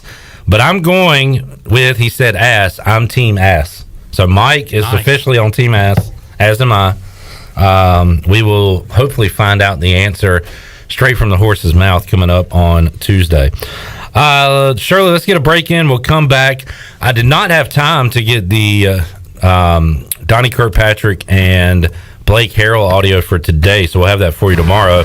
We will hear what Tim Doust had to say, Ronnie. Doust was cool. As he talked special teams and about his defensive ends and rush ends as well. And Mike Houston asked him about North Carolina versus Texas barbecue. Yeah, that was good. I heard that. Houston was into it. He said, I'm going to sit in here and watch this one. I'm going to ask a question. So we will hear all of that, talk more Pirate football. You can leave a question or comment if you'd like. Also, help me draft a quarterback. I had Baker Mayfield as a keeper. I don't want him to be my starter. But now I've gone... Is he not good? Huh? He's not good? Baker Mayfield? He is a borderline starter in a 12-team league. Wow, okay. So who should I draft?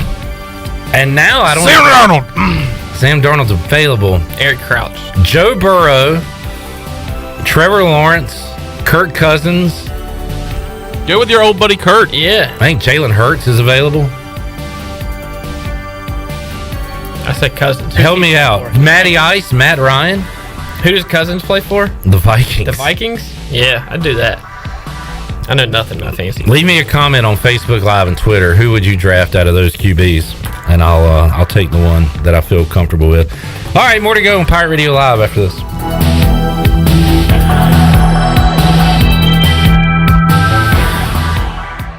The Pirate Radio Podcast. Damon West, motivational speaker and author. The thing about with me is I started at an early age. I started drinking beer, smoking a little pot, and that led to a bad belief system. And I tell these college athletes and pro athletes and high school athletes everywhere I go that a bad belief system tells you to do something the wrong way over and over again. And the longer you hold on to a bad belief system, the harder it is to get rid of. Listen to every Pirate Radio podcast now by visiting our podcast channel and subscribing in Apple iTunes or SoundCloud. The Pirate Radio Podcast is powered by White Claw Hard Seltzer, proudly distributed by Coastal Beverage. Hey Birdland, experience an Orioles game this season with the convenience and privacy of your very own suite. Choose from an array of options and prices to gather with family and friends or entertain clients. Each suite features climate-controlled interior seating, a private restroom, and comfortable outside seating. Plus, enjoy the best views of Camden Yards. Suites can accommodate 8 to 22 guests. Capacity is limited, so select your dates and purchase tickets now. Learn more about single-game suites at Orioles.com/suites. Trying to decide where to get your car washed? Well, let Tommy's make it an easy decision with free unlimited car washes for the month of August. All you have to do is go to your app store, download the Tommy's Express app, enter code NCJM. That's the promo code NCJM. Select the unlimited quality wash, register your vehicle, and you're good to go with free car washes all of August. If you like it and keep it, it's only $19.99 a month. If not, you control it and you can cancel it anytime. Tommy's Express on the corner of Red Banks Road and Greenville Boulevard, Greenville. Hello, this is Michael McGraw from Orthopedics East and Sports Medicine Center of Greenville. We offer a variety of services including arthroscopic surgery, sports medicine, carpal tunnel and general orthopedics, fracture care, total joint replacement, physical therapy, and on-site MRIs. For experienced professional medical care, visit our office on W.H. Smith Boulevard in Greenville and online at orthoeast.com. Orthopedics East providing services to ECU and Pitt County Athletics for over 35 years. Go Pirates! Here with Mike Mullis from Fixed NC. And Mike, you were telling me the other day, people ask you all the time, I didn't know you did that. What does that mean? You know, anything that involves property damage repair, call us first. If it's your crawl space, you've got interior humidity issues, a water loss, your ice maker line breaks, obviously fire and smoke, everybody knows we do those. But anything that involves interior or exterior property damage, we're your repair experts. Mike, how can everybody get in touch with you? 252-999-0001 or fixednc.com. Hey, this is Troy D, proud ECU grad from the class of 94. And if you know me, you know I love the 90s here at ECU. It was some of our glory days, including bowl games, the Peach Bowl, and even a March Madness appearance. Relive those days with my friends from Tailgate Classics. Tailgate Classics is a cool retro store with all types of merchandise, including the 90s ECU vintage tees and hats. Check out Tailgate Classics in person, 304 Evans Street, or online at shoptailgateclassics.com. Tailgate Classics, bringing back the throwbacks.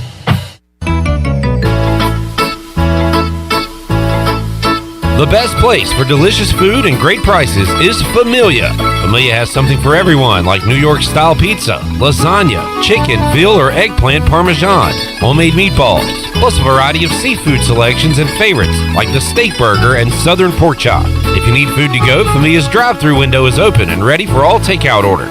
Familia, Fire Tower Road near Pitt Community College, and FamiliaNC.com. The icy treat that can't be beat is Sparky Snowballs. From big kids to little kids, Sparky Snowballs has been making smiles happen for over 20 years. If you're not in the mood to chill out with a snowball, Sparky's funnel cakes and fried Oreos are a perfect Sparky-licious treat every time. Look for Sparky Snowballs location at the Food Truck Rodeo on the corner of Evans Street and Fire Tower Road, and remember to follow Sparky's on Facebook or visit SparkySnowballs.com. This is Pirate Radio, WGHB Farmville, W224EI Greenville, WDLX Washington, and W281CH Washington.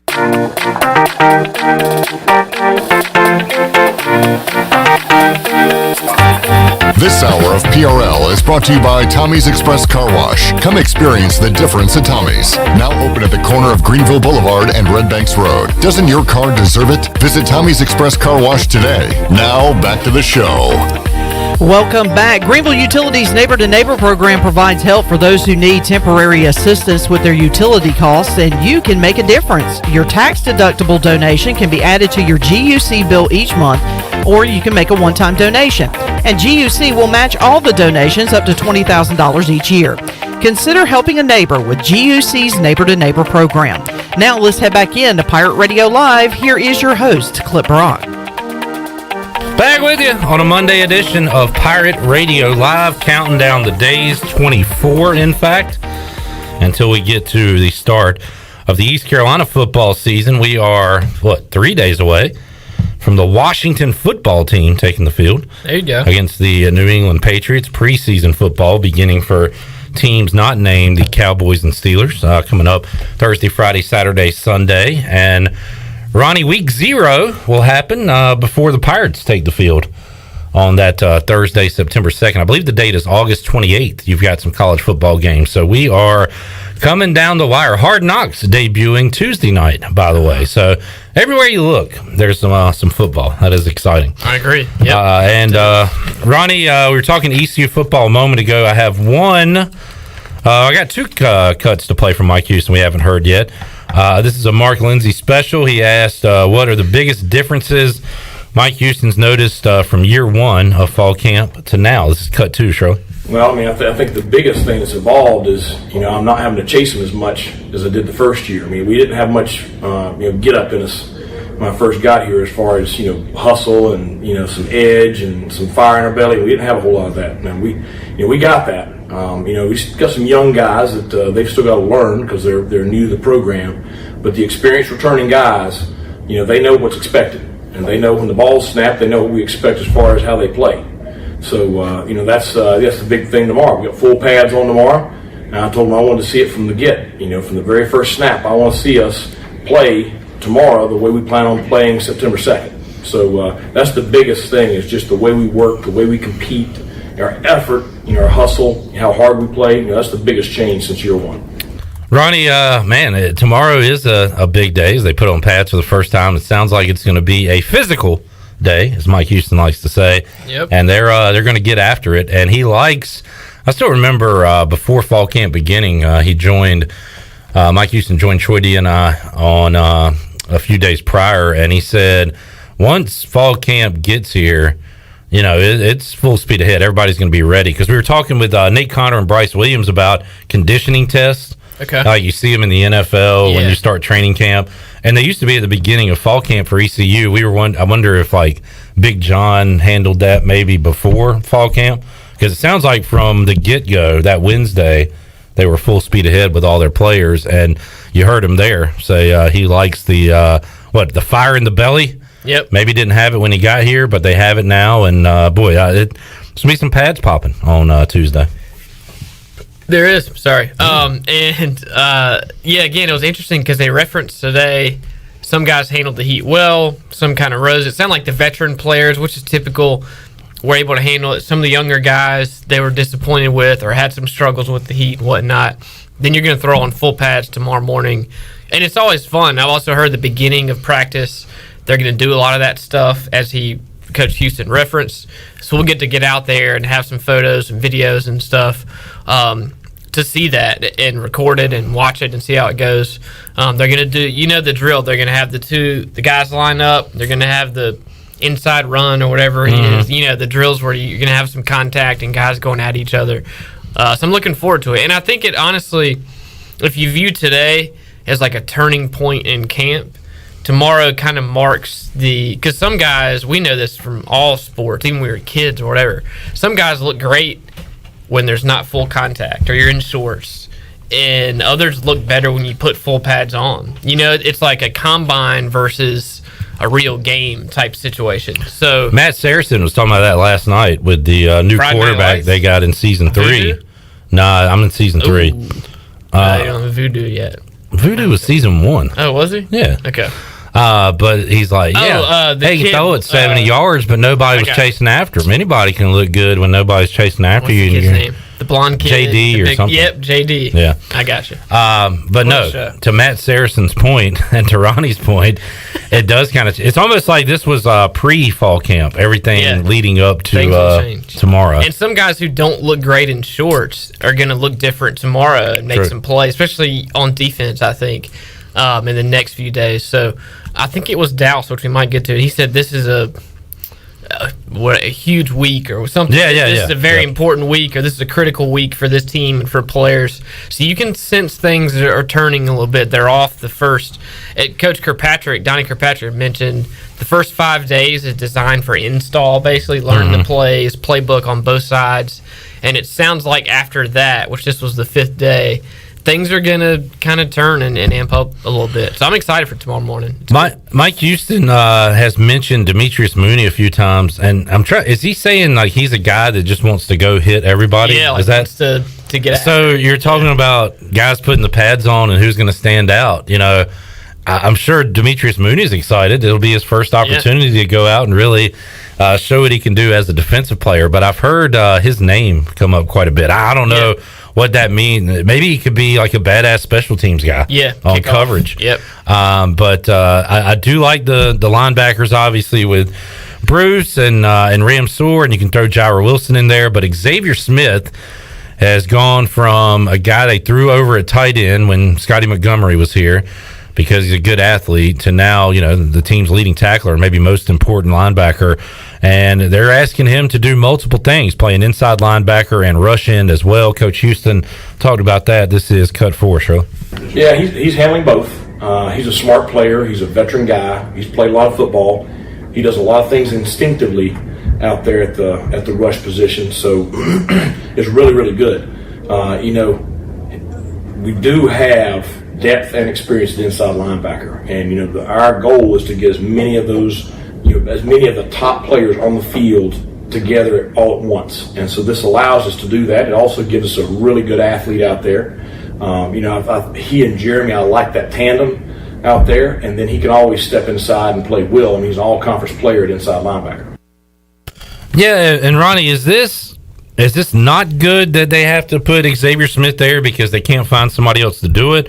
Or is it a good thing to say, hey, let's move one of our biggest weapons here because we're stacked at linebacker. We have another guy that can play great at linebacker. I don't know if I should take this as a positive or a negative that Xavier's having to do both.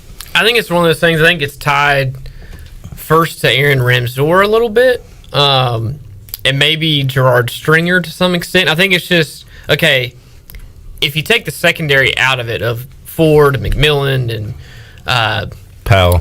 Yeah, Powell, Saba, Dorso. Like, if you look at the front seven or whatever, the linemen and linebackers, they're trying to get the best, whatever it is, 6-7 players to play. So if you're better with Ramseur playing inside linebacker and Smith on the outside, then Ramseur's on the sideline and Smith's on the inside, and then that means there's a defensive end Jeremy up front, Lewis, whoever it might be. Yeah, so at the rush end. I think that's what that means. And Gerard Stringer is a guy that Blake Harrell said today is pushing Jerrell Wilson a little bit, which is great. So, remember that was Stringer's spot until he got hurt. Yep. And Jerrell played, I think, great last year. He was great. Yeah. And now you've got both of those guys healthy, which is a good thing. We'll talk more about the depth in a moment. Tim Dowse answered a question about depth, but yeah, you're right. You want to get your best football players on the field, but they also have to know what they're doing. Yeah. And Xavier Smith is an intelligent guy on and off the field, so he can be trusted with all that. And that's usually what happens if you have an older guy.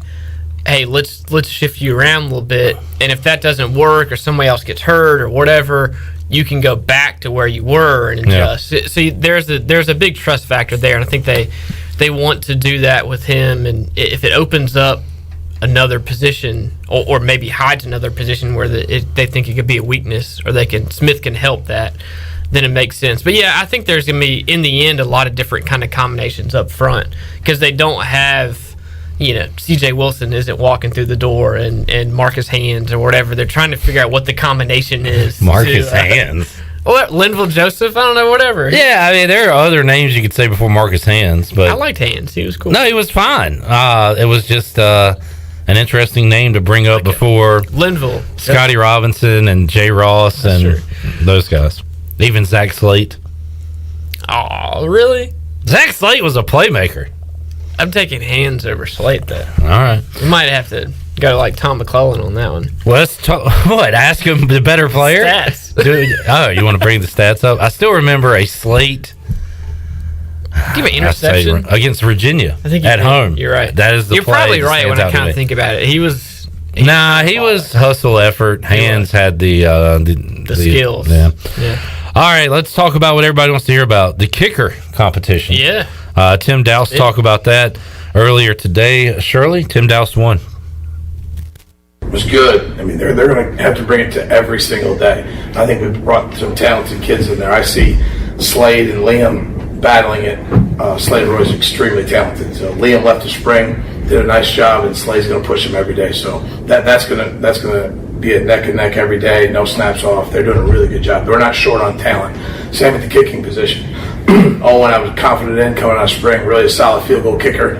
I think, looking for someone with a big leg on kickoff, but confident in Owen, what he can do in field goals. But we brought in two really good freshmen. Lath can really boom the ball, and then Carson, I think he's kind of been a really pleasant surprise. I mean, we rotate him every single kick at the end of practice today. So we're not short on talent, so we're going to be okay. The 3 deep is pretty darn good right there.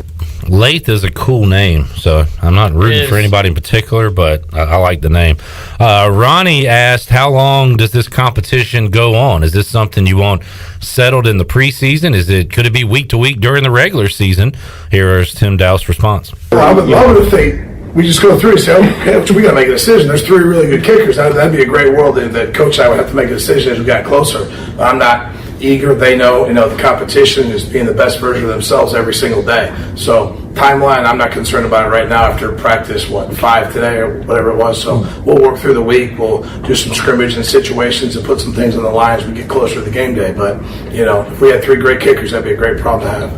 Tim Dowse is like busting at the seams for a football game. Yeah. I remember the first time I had him on the show, I didn't even realize it until I was talking to him that he hasn't coached a game since 2019 because where he was did not have a fall season, and then he was hired to East Carolina. So, Ronnie, he's been waiting. It's going to be on almost 2 years before he coached a game. You could hear it in his voice, too, how amped up he is. He was asked what he wants to accomplish at practice the next few weeks. I want to solidify, that snapping position because I think there's some consistency and confidence we can go along with that. But now we got to get the rest of the situations in and the coverage teams and make sure when we punt that ball, because I think we got some good punters, that we make sure we cover it correctly and do a good job and get that thing on the ground. Same with the kickoff. If we don't have Verity putting it through the back of the end zone, well, I'll be darned. We got to make sure we have the right guys doing the right things on the kickoff team. And I think the skill level is getting better and better every day. And we got the ability to do that.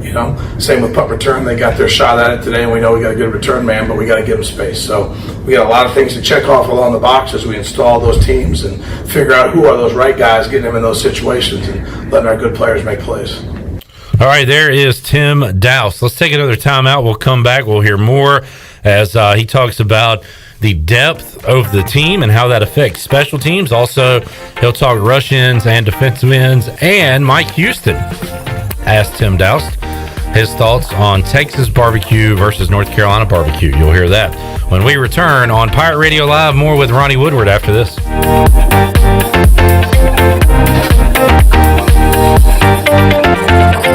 Hey Pirate Nation, Lindsey Gray here with Carolina Caliber. In 1960, my granddaddy started his firearm business right here in Eastern NC. Still family owned and operated, we have the area's largest selection for outdoor shooting sports and accessories and are one of the nation's top firearm dealers. At Carolina Caliber, we have everything you need from hunting, home defense, and personal protection, including a wide variety for ladies and youth. We buy, sell, and trade. It's a time-honored tradition. Visit us at Carolina Caliber on Fire Tower Road in Winterville. What's the big deal?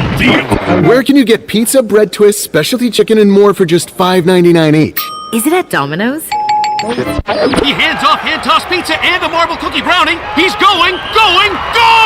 There's a lot of variety on the radio and at Domino's too, where you can Mix and match 2 or more. $5.99 each at Domino's. 2-item minimum. Pan pizza, bone-in wings, and bread bowls will be extra. Ask for this limited time offer. Prices, participation, delivery area, and charges may vary. Hello, this is Talbot Green with Angel Oak Home Loans. Now's the time to take advantage of the opportunity to buy more home or refinance your current mortgage at historically low rates. The combination of our local team's experience and Angel Oak's wide offerings of products from standard conventional, government, and portfolio loans has something for most financial situations. For more information, call Talbot Green, Joanne Weir, or Wanda Hager at 751-2060. NMLS 1719250, Equal Housing Lender. Chico's Mexican Restaurant is the home of the best margaritas. Grab your amigos and head to Chico's every Tuesday for the Gulp of Mexico, a huge 46-ounce lime margarita for only $6.99. On Thursdays, relax and enjoy half-price pitchers of Chico's house margaritas. Choose from lime, strawberry, blood orange, raspberry, or peach. For Mexican food and fun, it's got to be Chico's Mexican Restaurant in downtown Greenville and online at chicosrestaurant.com. Chico's, where the fiesta never ends. Hi, this is Jeff Charles, and welcome inside the booth. What's next for college athletics? We'll have some thoughts next. Baltimore Orioles baseball. Pitch in. Mountcastle swings and belts it. Center field, but going back on the track at the wall, hits off the wall. Hayes scores easily from third. Mountcastle digging into second. He's going to stop there, and the Orioles have a 1-0 lead. Catch all the O's action right here on Pirate Radio, your home of the Baltimore Orioles. Round and round she goes, and where she stops, nobody knows. That goofy old saying reminds me of college athletics today. Do we really know where it's going? The movers and shakers don't really know. It's as if they're throwing a bunch of stuff against the wall and seeing what sticks. It's all about the almighty dollar. Television revenue runs the entire enterprise. The rich are getting richer, the poor poorer. A lot of the fun and enjoyment of college athletics is gone for a lot of folks. So we'll sit back and watch and hope ECU survives, and it will. What the athletics program will look like down the road is anyone's guess. As Pirates, we do the best we can. It's always been that way, and it will always be that way. Come on back again next time, and we'll visit Inside the Booth. You've been listening to Inside the Booth with Jeff Charles on Pirate Radio, the voice of the Pirate Nation. Ooh, look at all that Parmesan cheese on that papadilla. Our freshly folded flatbread filled with juicy meats and melted cheese now has a crunchy, toasty outside. Now that's what's poppin'. Order today at papajohns.com. Hey, Pirate fans, order the new Parmesan-crusted papadilla for only $7. The new Parmesan-crusted papadilla is an MVP move for game day or any day. Place your order online at papajohns.com and sign up for Papa Rewards. Papa John's, the official pizza of the ECU Pirates. Pirate Radio. We have a standard for the way you're going to play, and we're going to start making sure that we point out those that are meeting the standard, and everybody else has to rise to that. You have to. There is no choice. You have to rise to the standard, because the standard is what wins. The voice of the Pirate Nation.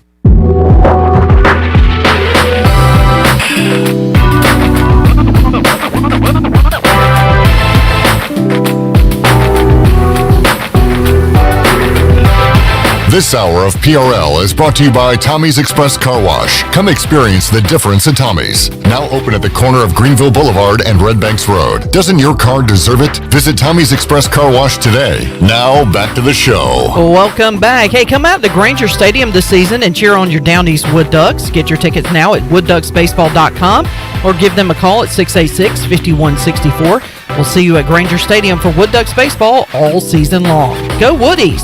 Now let's head back in to Pirate Radio Live. Here's your host, Clip Brock. All right, back with you here on Pirate Radio Live on a Monday. Clip Rock, Shirley Rhodes, Chandler Honeycutt.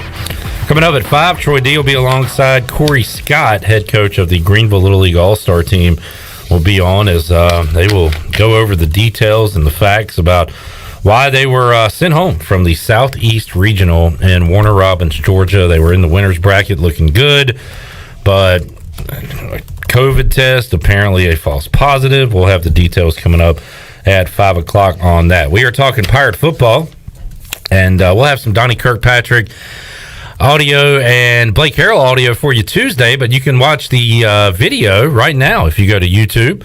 Subscribe to Pirate Radio TV. We have the entire press conferences with the coordinators, Harrell and Kirkpatrick, from earlier today.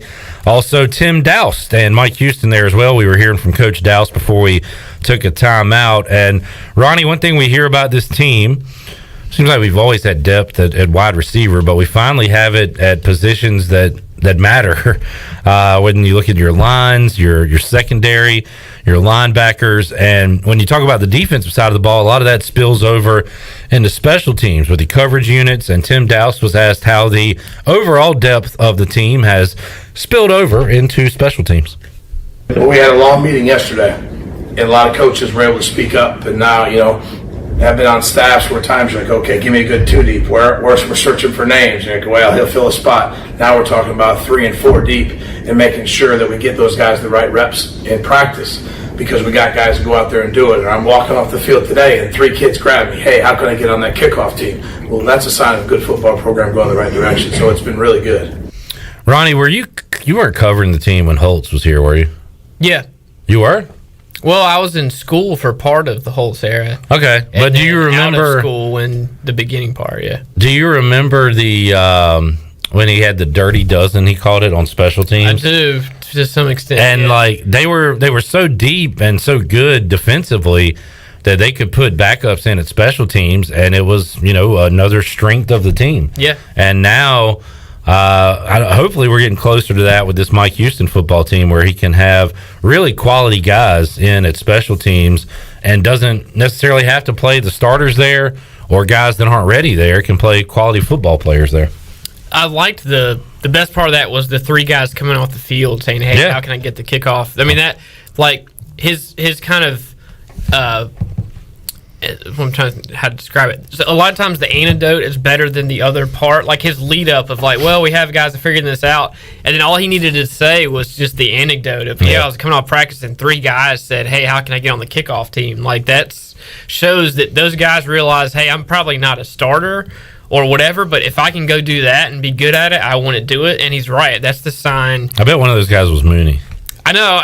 We got to figure out. And the fact that you said Mooney earlier, I was like, man, he'd be a great kickoff cover. Yeah. He's fast. Flying around. He played running back. He could be a star. If he could tackle, punt, I guarantee he's involved in some special team stuff. Like, he's a great special teams tackler probably right now. Well, also, and I think of Zeke Bigger in particular, but during that time, kind of end of Holtz, early rough, you would have the next big-time great linebacker on special teams. Yep. And I remember I heard the name Zeke Bigger before he became a starter, because he had a cool name, so every time they said it, you would recognize it. But he was one of those special teams demons that eventually became, a guy you counted on as a starter. So, who's next in line for that? We shall see. All right, let's hear Cut 5 Shirley. He gave an update on the rush ends and defensive ends. Well, I think the sun brought out a lot of habits today, right? It was the first real test of fall camp was today, and we got some growth to do. We got to win mentally. I'd like to see a better performance than what we did today. I think we're developing a solid depth in the rush position with Xavier Smith being able to play rush and Will Backer. Jeremy Lewis is feeling good. Chad Stevens had a tremendous summer and has really come along. I'm really proud of the way he's worked in the summer, and it shows right now. Over there to the end, we've got Rick DeBrew moving in and out. Rick's a dynamic defensive lineman wherever we put him, and we're going to make sure he's on the football field. Manny Hickman had a very good spring and built on that in the summer. We got to develop some depth behind him. So there's a little bit of depth that we got to get going at the end position. Kareem Stinson, Teron Freshwater, they got to get going this week. This is a huge week for our football program, especially in my room. A huge week for the football program. Huge sounds like high stakes, Ronnie. They're not just out there practicing. Like, this next week is important for the program, he says. And he did also say something you alluded to there at the beginning. The weather brought out some bad habits from some guys that maybe weren't ready to fight the Eastern North Carolina heat earlier today. It's like the anti-Iverson AI. He likes practice. He doesn't like practice. And they're like, practice is important. Making moves. Well said, Ronnie Woodward. You're the best in the game. I mean, I'm just saying. All right, a fun moment, I guess. Ronnie, what was the setup here? So why was Mike Houston in the room while Tim Doust was talking? So it's interesting, and honestly, this threw me off, and I don't know anybody else in the room, but we were supposed to get coordinators today. And when you hear that, what do you think? Like, oh, coordinators doing interviews. Offense and defense, Donnie and Blake. right? Yeah. Mostly But Donnie. Tim Doust comes in, and I'm not going to lie, I had to look at my phone, and he's the special teams coordinator. Hey, show a little respect. No, I was like, oh, you don't think, I don't know. No, I'm with you. You know, like, we didn't. In years past, when It was coordinators the two- were available, yeah. it was offense and defense. So I think it kind of threw everybody off. So Coach Houston was like, "Oh, hold on, like he's going, Doust is going first. I'm going to sit on this one. I got a question." So Mike Houston was sitting there, and then Donnie was kind of mad, not mad, like playfully mad, like, we're starting with the kickoff guy, or like something about the kickoff. We're talking about the kickoff team. This is taking too long. Donnie of all people is talking about how long it takes, and We've been talking about the offense. Yeah, we always get him last because he does take so long, which is great. But I forget where I was going with that. But yeah, Mike Houston was about to leave. And he's like, y'all have fun with the coordinators. And then Doust walked in. And I was like, well, he's not a coordinator. Then I'm like, oh, yeah, he is. He's special teams coordinator. And he's like, I'm going to sit down. And Doust was pretty good. Went really well. And then Houston had some fun at the end. Here is Mike Houston asking Tim Doust about North Carolina v. Texas barbecue. You've been in Texas for the last year 2 or so. years, yeah. So Texas barbecue or Eastern North Carolina barbecue? Well, I know I'm not shy from either one, as you can see. Coach, that's a great question, really.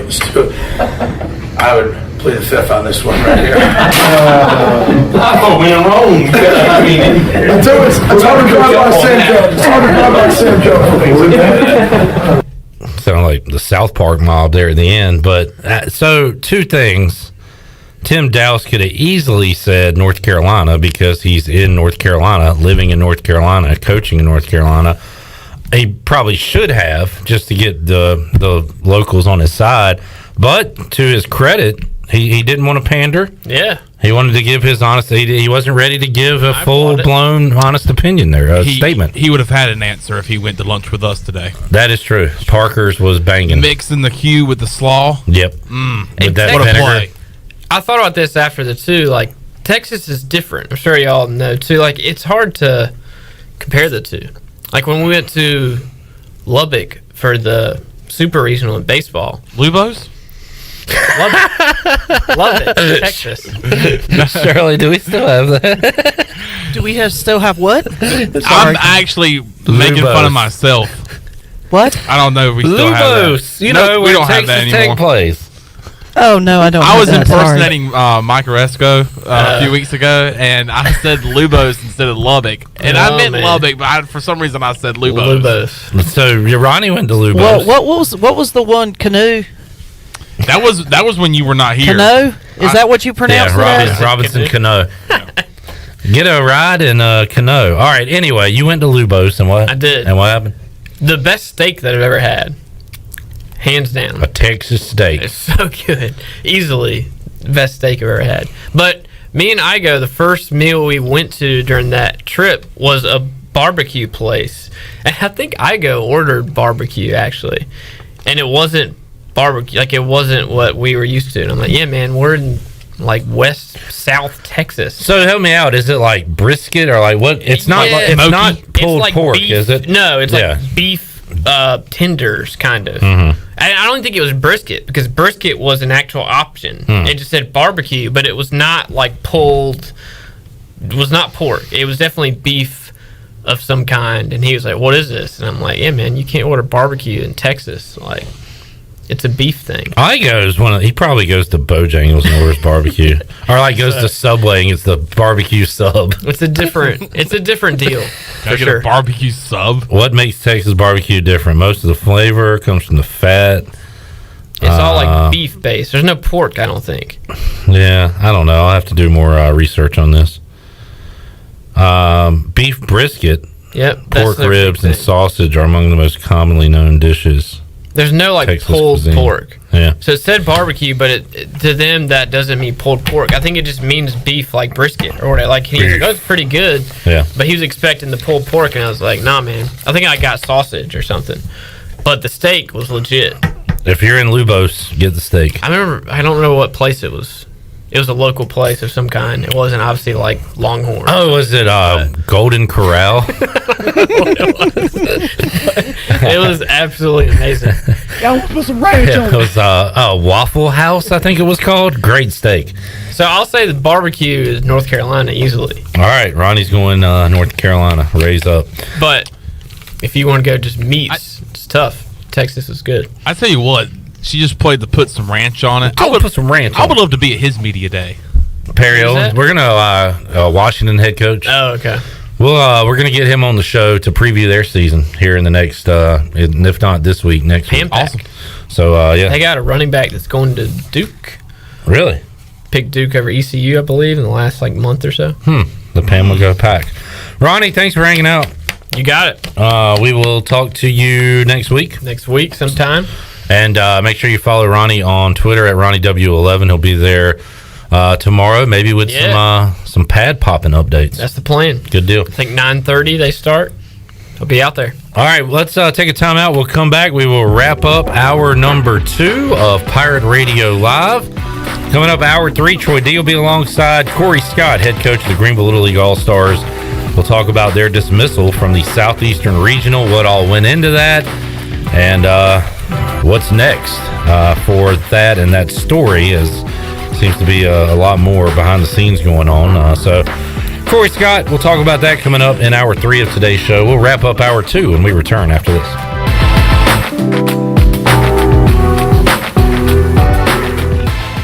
Hey Pirate Nation, this is Tom Brown from Brown & Wood Buick GMC Truck. We've been serving the Pirate Nation in Eastern North Carolina for 83 years. We have 4 brands, 3 generations, 2 showrooms, and 1 goal to make sure you leave a happy customer. This month at Brown & Wood, get an all-new 2021 GMC Terrain and save over $3,550 or 0% for 72 months. And as always, Brown & Wood is the home of the lifetime powertrain warranty. We're located on Greenville Boulevard next to the Convention Center, or shop us online at brownandwoodauto.com.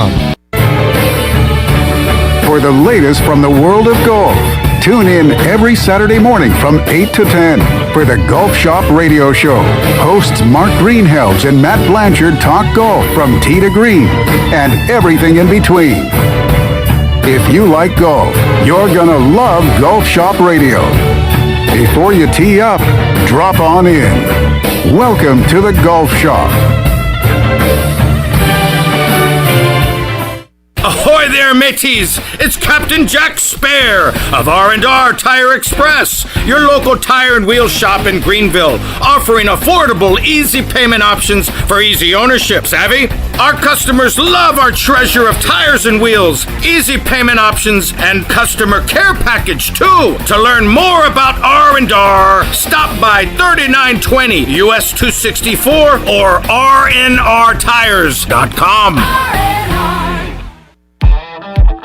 Pirate fans, get ready for a winning season and team up with Quality Equipment, your local John Deere dealer and proud sponsor of the ECU Pirates. When you do business with us, you'll get things done right. We're proud to offer a large selection of new and used John Deere equipment, a fully stocked parts department, and a highly trained staff who is here to support you throughout the life of your equipment. So get quality done right before every ECU game day and visit QualityEquip.com. At Jersey Mike's, we take great satisfaction in getting that perfect meat slice. Yes. But we don't do it for fun. We do it for fresh. Because slice to order makes a sub above. Alone, chicken, onions, peppers, and cheese have potential. Together, they have a purpose, a destiny, and a name. Jersey Mike's number 16 Chicken Philly. Because grilled to order makes a sub above.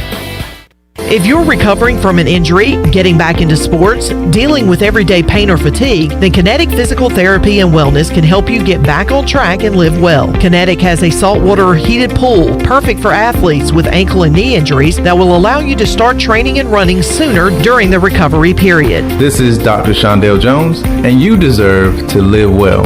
Call us at 364 2806 or visit kptonline.com. Go Pirates! Warren's Hot Dog Pizza, homemade lemonade. Hey, Pirate Nation, Warren's Hot Dogs, 2 locations are open for business in Greenville and Chocowinity. Both locations have drive-through windows, so stop by today for hot dogs, pizzas, subs, apple and peach turnovers, homemade lemonade, and breakfast in Chocowinity, featuring homemade cheese, ham, and chicken biscuits, plus sausage dogs and more. Warren's in Greenville, across from Ron Ayers Motorsports, and in Chocowinity, next to the fire department. Warren's Hot Dogs. Want some? Get some. In sports, if you think joy only happens after you win, think again. Look at the world's most successful athletes like Serena Williams, Brooks Koepka, and Alex Morgan. They don't spend all their days grinding away. They take time to enjoy themselves, like getting together with friends over a Michelob Ultra, because they know that happiness is the key to winning, and that joy is the whole game, not just the end game. Michelob Ultra. 95 calories, 2.6 grams of carbs. It's only worth it if you enjoy it. Enjoy responsibly. AB Michelob Ultra Light Beer, St. Louis, Missouri. This is former ECU football player Bryce Williams, and you're listening to Pirate Radio, the voice of the Pirate Nation.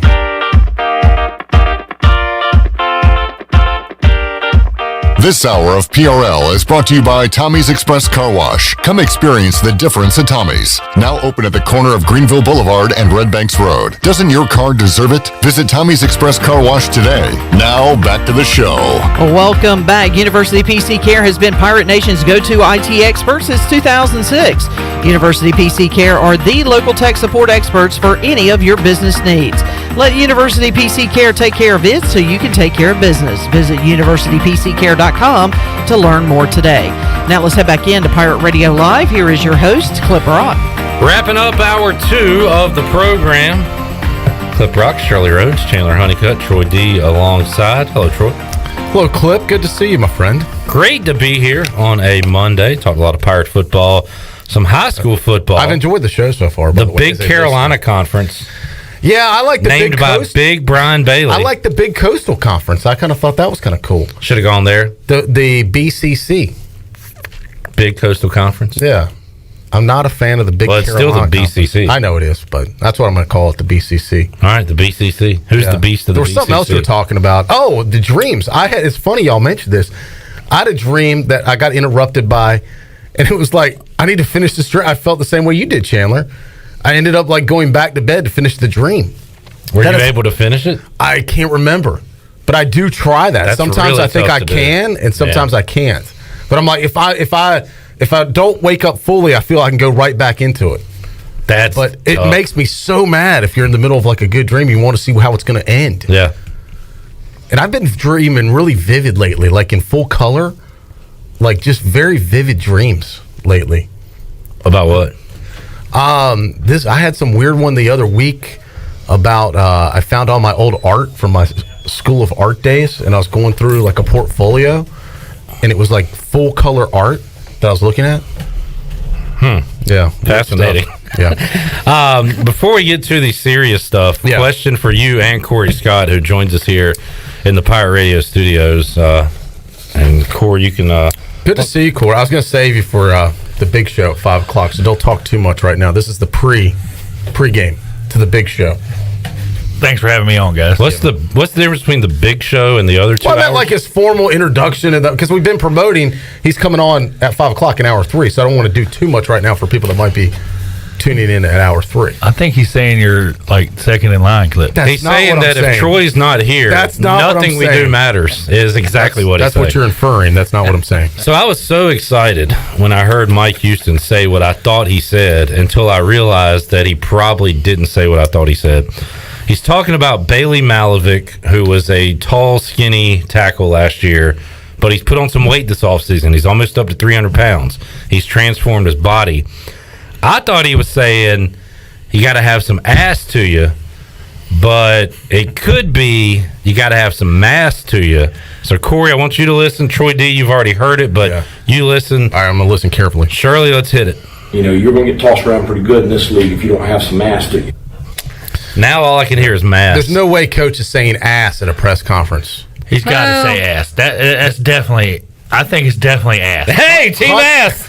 100% mass. It's two little butt cheeks. It's mass with an M. He's saying mass. He's got some mass to him. He's not. The coach is not talking about ass to him. I definitely think There's he would no say way ass. he's talking about ass. But that is a phrase. You got some ass to you. I'm not debating that. I'm saying coach in a press conference format would not say that. I don't know. Well, play it one more time, Shirley, and crank it up. You know, you're going to get tossed around pretty good in this league if you don't have some ass to you. Corey's hearing ass. I'm hearing ass. Man, you got to get your ears checked. Well, you know, as a coach. Look, you've had a rough weekend. I don't know if this guy can even judge this fairly right now. Speaking of ass, I know a few.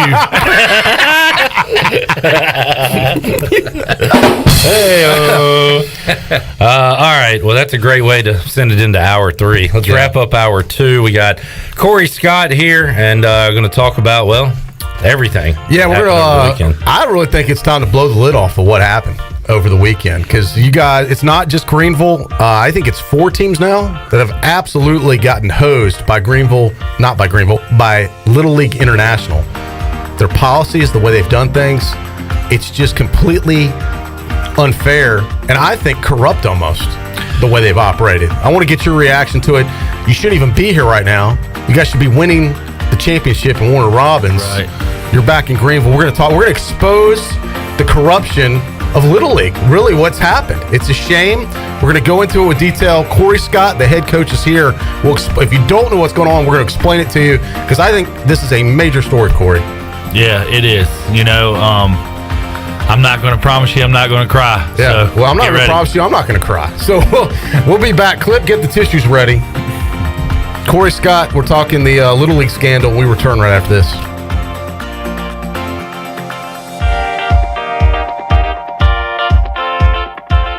Here with Mike Mullis from Fixed NC. And Mike, you were telling me the other day, people ask you all the time, I didn't know you did that. What does that mean? You know, anything that involves property damage repair, call us first. If it's your crawl space, you've got interior humidity issues, a water loss, your ice maker line breaks, obviously fire and smoke, everybody knows we do those. But anything that involves interior or exterior property damage, we're your repair experts. Mike, how can everybody get in touch with you? 252-999-0001 or fixednc.com. The Pirate Radio Podcast. Carl Lester Crumpler. I remember making the decision in the hallway of my athletic area at Mike, breaking down in tears, saying that I would attend East Carolina University, and I literally cried like a baby, not being disappointed, but just like the relief of the pressure of having made a decision, and I never looked back from that point on. Listen to every Pirate Radio podcast now by visiting our podcast channel and subscribing in Apple iTunes or SoundCloud. The Pirate Radio Podcast is powered by White Claw Hard Seltzer, proudly distributed by Coastal Beverage. I'm Michael Vaughn with East Coast Grading and Utilities. Many of you know my dad, David Vaughn, and his work in putting in subdivisions all over Pirate Nation. But East Coast Grading and Utilities is not just for those type of big jobs. We're here for the homeowners. Whether it's concrete, driveways, hauling rock, or sand, whatever you need, East Coast Grading and Utilities can get the job done. Call us at 252-531-7494 or check us out on Facebook at East Coast Grading and Utilities. Hey Pirate fans, did you know there are thousands of special needs children and adults right here in our community that loves ECU athletics as much as you do? Robbie's Clubhouse is a local nonprofit organization that can turn your unused ECU tickets into a fun day for a family with special needs. If you can't make it to the next Pirate game, simply call 1-800-DIAL-ECU and donate and designate your tickets for Robbie's Clubhouse. Go Pirates! Although innovative new resources such as digital media and social networks have grown in popularity, smart marketers recognize that printing is a mainstay. We live in an age of computer hacking, scams, and fly-by-night businesses, so it's reassuring to consumers when they receive printed marketing pieces. It exemplifies business confidence and conveys a high level of commitment. It also fosters trust, which leads to engagement and ultimately brand loyalty. When you're ready to grow your business, come to Pitt, where business goes to grow. Down East Wood Ducks baseball is back. Come out Saturday, August 14th for the Welcome Mat giveaway presented by MedSource Pharmacy and the UPS store. Be sure to purchase your game tickets in advance at woodducksbaseball.com or call the Wood Ducks offices at 252-686-5164. See you at Granger Stadium for Wood Ducks baseball all season long. Go Woodies! Hey, Troy D here for my friends at Villa Verde. If you know me, you know I love being outside, but finding a good place to eat outside can sometimes be tough. Well, our pals at Villa Verde have fixed that. Not only does Villa Verde have awesome, unique, one-of-a-kind dishes here in Greenville, they also have a brand new outside dining area. And this outside area is sweet. It's covered, you're in the shade, and cooling fans are on. Enjoy the comfort and relaxation of dining outside with our friends at Villa Verde. Villa Verde on 10th Street, a platform for good. Hi, this is Karen Staten with AG Home Solutions. Thinking of remodeling? We are your one-stop shop for all your home design needs. Our AG Home Solutions design team has over 25 years of experience. Need a new bathroom or kitchen? Looking to upgrade your cabinets, countertops, tile, or flooring? The Design Center is open to all homeowners and contractors. Call us for an appointment. Visit agshomesolutions.net and mention Pirate Radio to receive a $100 discount through the end of August. AG Home Solutions, turning your remodeling dreams into reality. This is Pirate Radio, WGHB Farmville, 1250 and 92.7 FM Greenville, WDLX Washington, 930 and 104.1 FM Washington.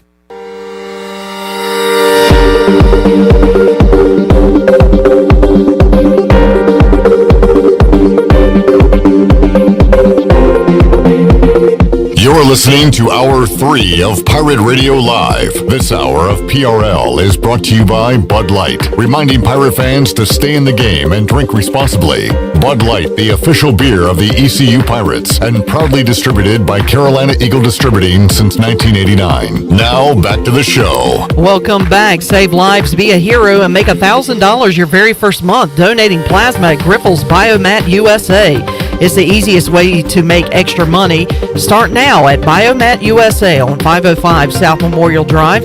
Make up to $1,000 in a month, and you can save lives now at Grifols Biomat USA. A better donor experience and better pay. Now let's head back in to Pirate Radio Live. Here is your host, Clip Brock. Back with you on a Monday edition of Pirate Radio Live. Clip Brock, Troy D, and Cory Scott in the Pirate Radio studios. We had a great chat with Cory Friday at 5 o'clock and talked about Greenville Little League All-Stars win down in Warner Robins, Georgia. We were planning on watching Cory and the kids play tonight, but he is joining us. Yeah. And why are we here right now? We're going to talk about that in the next hour. I was hoping maybe we'd hook up with Cory on the phone on the verge of a championship again. And frankly, I'm disgusted that we have to have you in studio, that you're back in Greenville. But first of all, thank you for your time. I appreciate it. And let me say this. I know it takes some courage to come on today to talk about this, because there are some folks that want this just to go away and sweep it under the rug and don't want you to talk about it, don't want any of the parents to talk about it, and just want this to disappear. So let me thank you for having the courage to come on to discuss what we're getting ready to talk about and what you're getting ready to talk about. Thanks so much. Let's take it from the beginning, at least from the weekend. You guys, for folks that don't know, you're the coach of the Greenville All-Star team that won the state championship, and you went on to the Southeast Regionals, and you won the first game. I think you beat the number one seed, if I'm not mistaken. Yeah. And you were scheduled to play Saturday. Take us to before you all were getting ready for the game. What happened? So, we played Friday. We played a great game, and it was on ESPN Plus. Bases loaded, top of the sixth. We actually walk a run in. Great managerial call by Cory Scott. And we ended up winning that game. It was very emotional. The kids pulled together, and they did what they do. They won. Yep. And Saturday, we're in the hotel room, Barry, Roman, and myself, going over the lineup, arguing, of course, because that's what we do. Who's going to start? Who's not? Who we should put on the mound? We decided. We're sitting there, and my phone rings. Williamsport. And I looked at Barry, and I said, "I'm not answering it." And he said, "You got to." And Roman said, "Just just answer it, man, and get it over with. And Spam, voicemail. I said, I'm not answering it. And he said, man, you gotta. I answered the phone. Dan, the representative from Little League International, says, Mr. Scott, I'm sorry to say that I have a positive COVID test, and you need to leave the hotel immediately. And so they put you up at the La Quinta, correct? No, we were at the Hampton Inn. Hampton Inn. Okay, another team was at the La Quinta, I guess. All of our teams were at the Hampton Inn. Every team. Okay, this was a different region. I saw it's a different region about that hotel. But all right, so you had every team at the Hampton Inn. Yes, all of us together.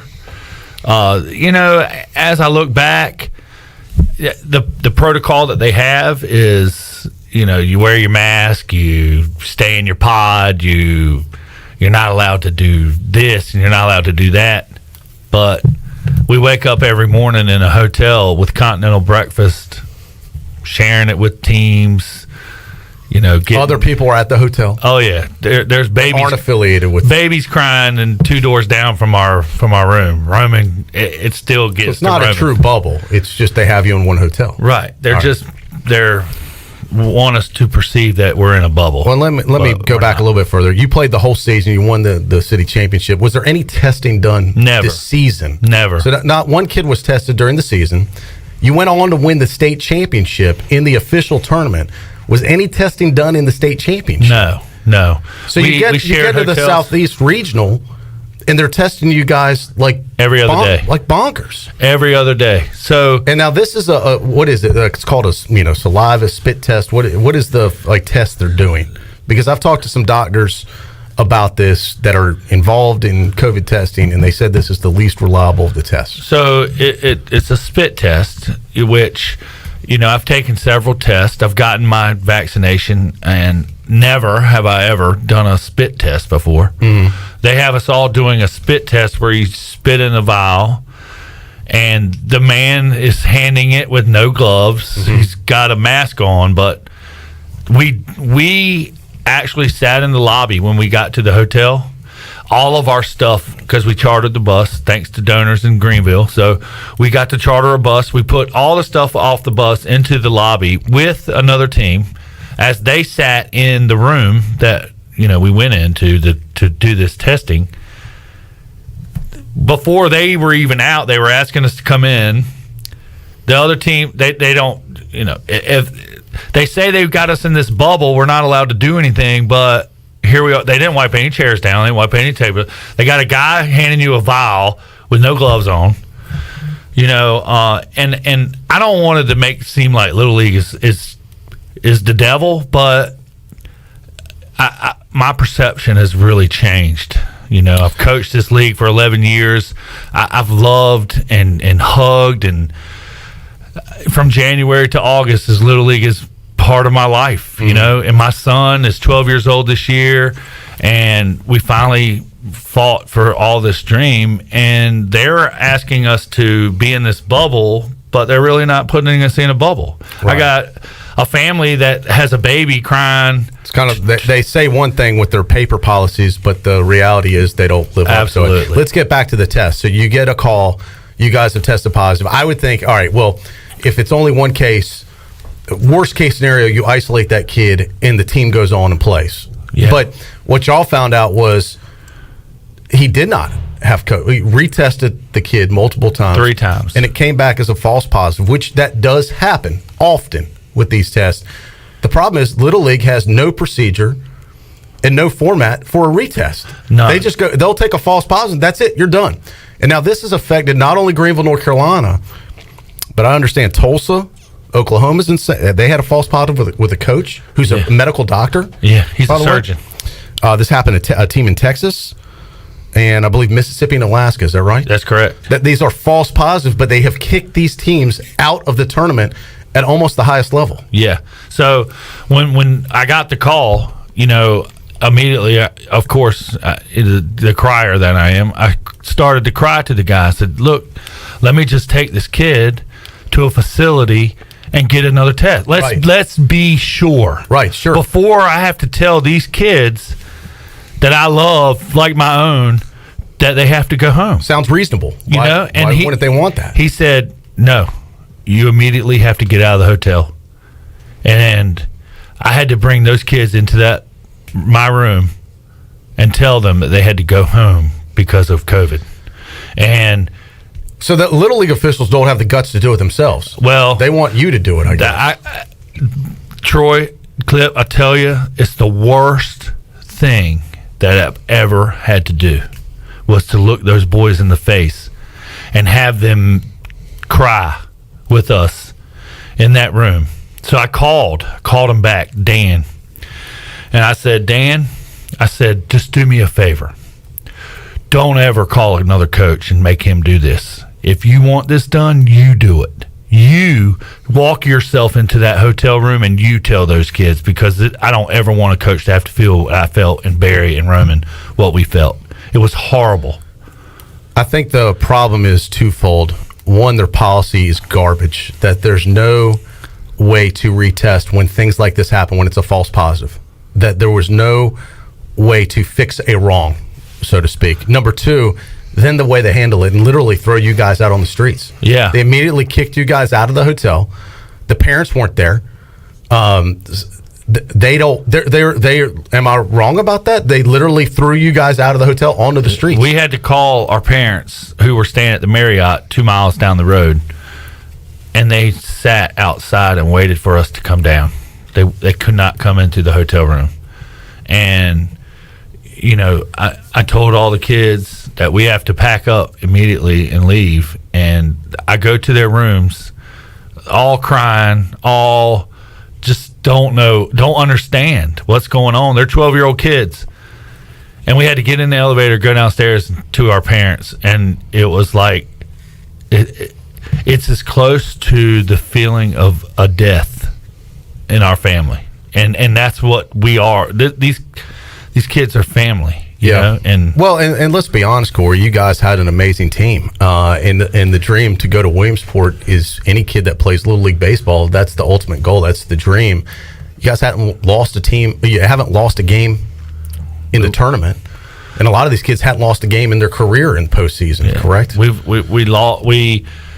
We won the tournament state champions with their 10. Last year, of course, COVID shut us down. It didn't shut Greenville Little League down. It shut Little League down. Right. We played North State. We won. We won every game in the districts this year. We won every game in the states this year. And we were 1-0 in Warner Robins. 2 wins away from going to the Little League World Series. Tonight would be on ESPN2. You're going to watch Florida, who we played on Saturday, and Georgia.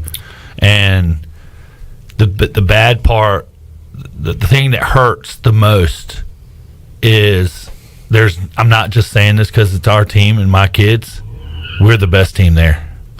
Little League World Series is going to have an asterisk beside it, whoever wins it, if they have it, because the best team's not there. So you guys were kicked out of the tournament for something that didn't happen, for a mistake that was made on their watch. This happened with other teams too that are just as disgusted. I've seen other coaches. Tulsa, Oklahoma coach, the coach tested positive. They sent those kids home. He's a surgeon. He gets tested every other day in the medical field. And he goes, just like our kid has been tested 3 times negative. All 3 times negative. The system's broken. Bailey said it earlier. It was almost set up to fail, basically. Well, I think I text you that there's a mathematical statistic out there. Statistics is what this is based on. Their protocol is based on 99.8% accuracy. Not 100%, 99.8% accuracy. You got 64 teams playing in this tournament, 15 tests per team times 8 teams times 8 regions, times 2 tests is 1,920 tests. Okay? 1,920 tests. 4 teams went home. That's 0.2% of the amount. It actually lives up to the stats. So really, what we should have said when we had our Zoom call with Little League is, congratulations, you won your state tournament. 4 of you are going home for false positive. Because our protocol says that 99.8% of our tests are accurate, but that means 4 of your 64 teams. Do you want to pick a name out of a hat now, or you want to go through the crap? I talked to basically Dr. Greg Davis earlier today, whose kid is on the team and who is a medical doctor. And he said he asked a question on the Zoom call, medical related question. They did not answer. Not only that, they edited his question out of the replay. Yeah, they left him out. I mean, how to me corrupt is that they're now editing these things to try and take that stuff out of it. I feel this is almost criminal what they did to you guys. Well, this is reality. Okay, the perception of Little League is that it's about the kids. Little League is it.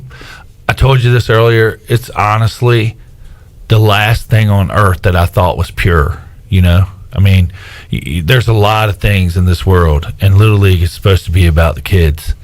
And when that guy called me, Dan, and said, you have to leave immediately, and I begged and cried and pleaded for him to please let us get another test. Just let me make sure that we're 100% before you send these kids home. And he said, nope, go home.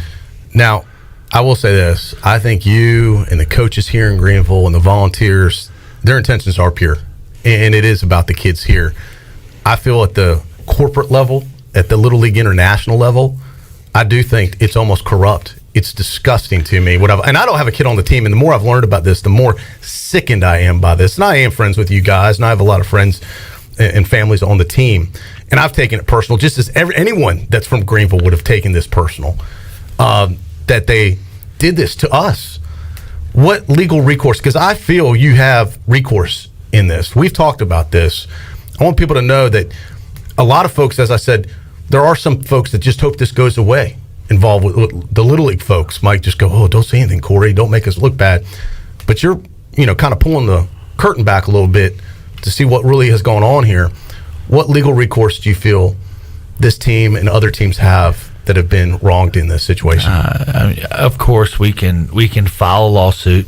We can fight in the court system about our kids' injustice. But is that the action that the parents want to take? Of course, our kids are devastated. Their kids have got to live with this for the rest of our lives. But is it something that we really want to do to all the other kids in this league, in this world? Is to shut Little League down? I don't ever want anyone to have to go through what our kids went through ever. It's the toughest thing ever, and I go, and it's a lot harder on our parents, on our coaches, on our league to be sent home, but as the kids, they're strong, man. They're my son called me yesterday and said, Dad. I said, what, son? He said, did you sign me up for football? It's something that they'll be able to get over. They won't get over it when they're our age. But I will say, this is why you have a court system that is used every day when people are wronged. And I'm hearing that some of the other teams in leagues that are backing those teams. I know Greenville Little League isn't backing you guys as an organization, but the other leagues and commissioners are backing. Tulsa, Mississippi, and Texas leagues are filing a suit. They're filing a suit against Little League. Would you guys be a part of that? Personally, yes. League-wise, no. It's something Greenville Little League is not going to back. They got the World Series here. They got the Little League World Series softball here. They're not going to do. But the other teams are going forward with a temporary trying to get a temporary restraining order. If they're successful, would that include you guys? It's something personally, yes, I will back. I will personally back it. Greenville Little League, no. Why would I want to make a decision that's going to economically affect Greenville, the city I live in, the city that I love, the city I came to in 1995 and said I'm never going home? I love Greenville. I love East Carolina. I love all these supporters that have just supported us every single year I've coached All Stars. Greenville has just been 100% backing it. Why would I want to do anything to affect the economic, financial backing that it's going to have on our city, on our families, on our kids?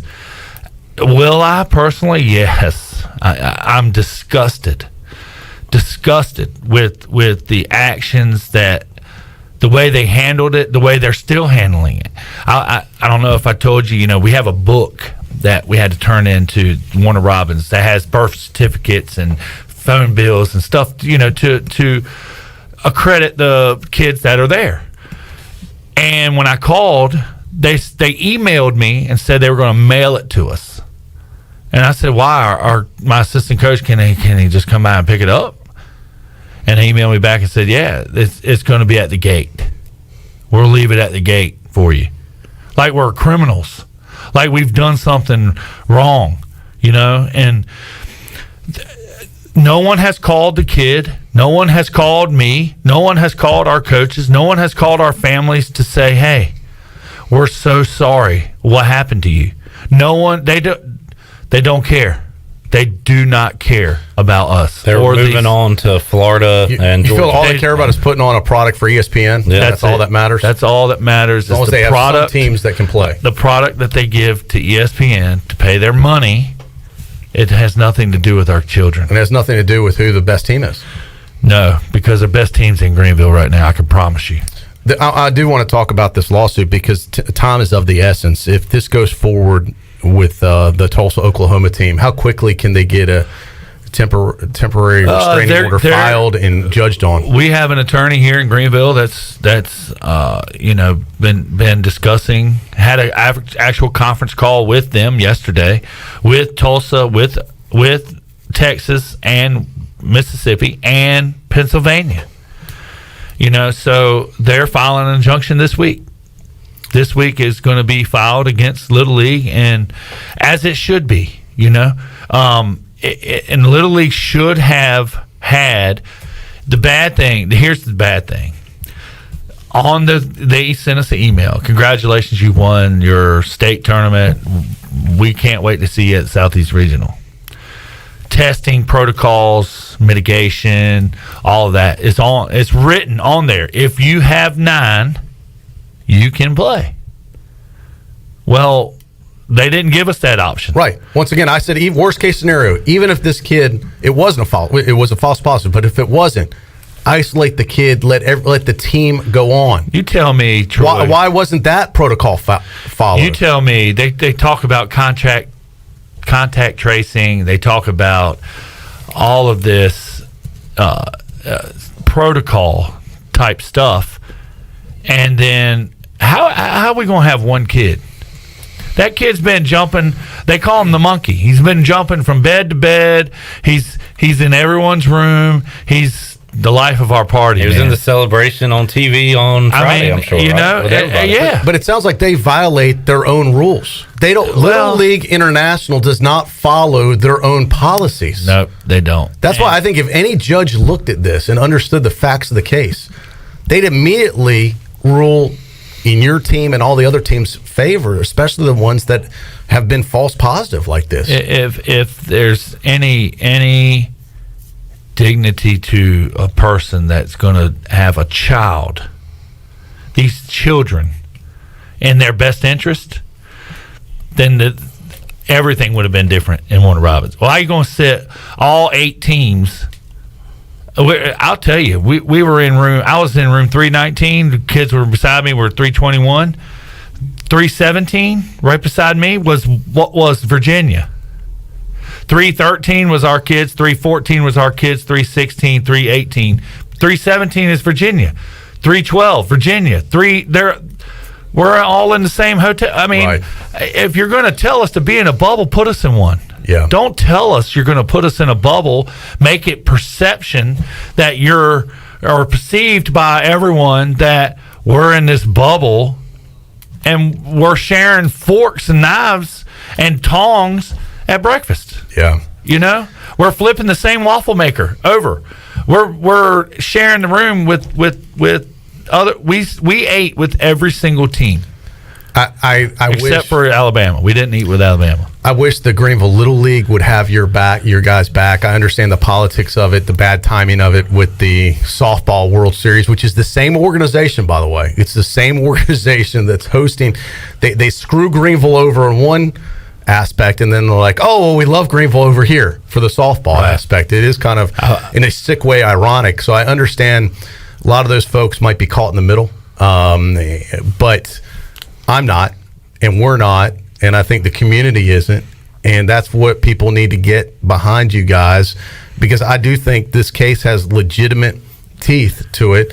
And if ruled in your favor, if they say, look, you've got to allow these teams in, and they, as a make good, said, well, we're going to invite you to Williamsport because we screwed up, would you go? Yes, 100% I'd go.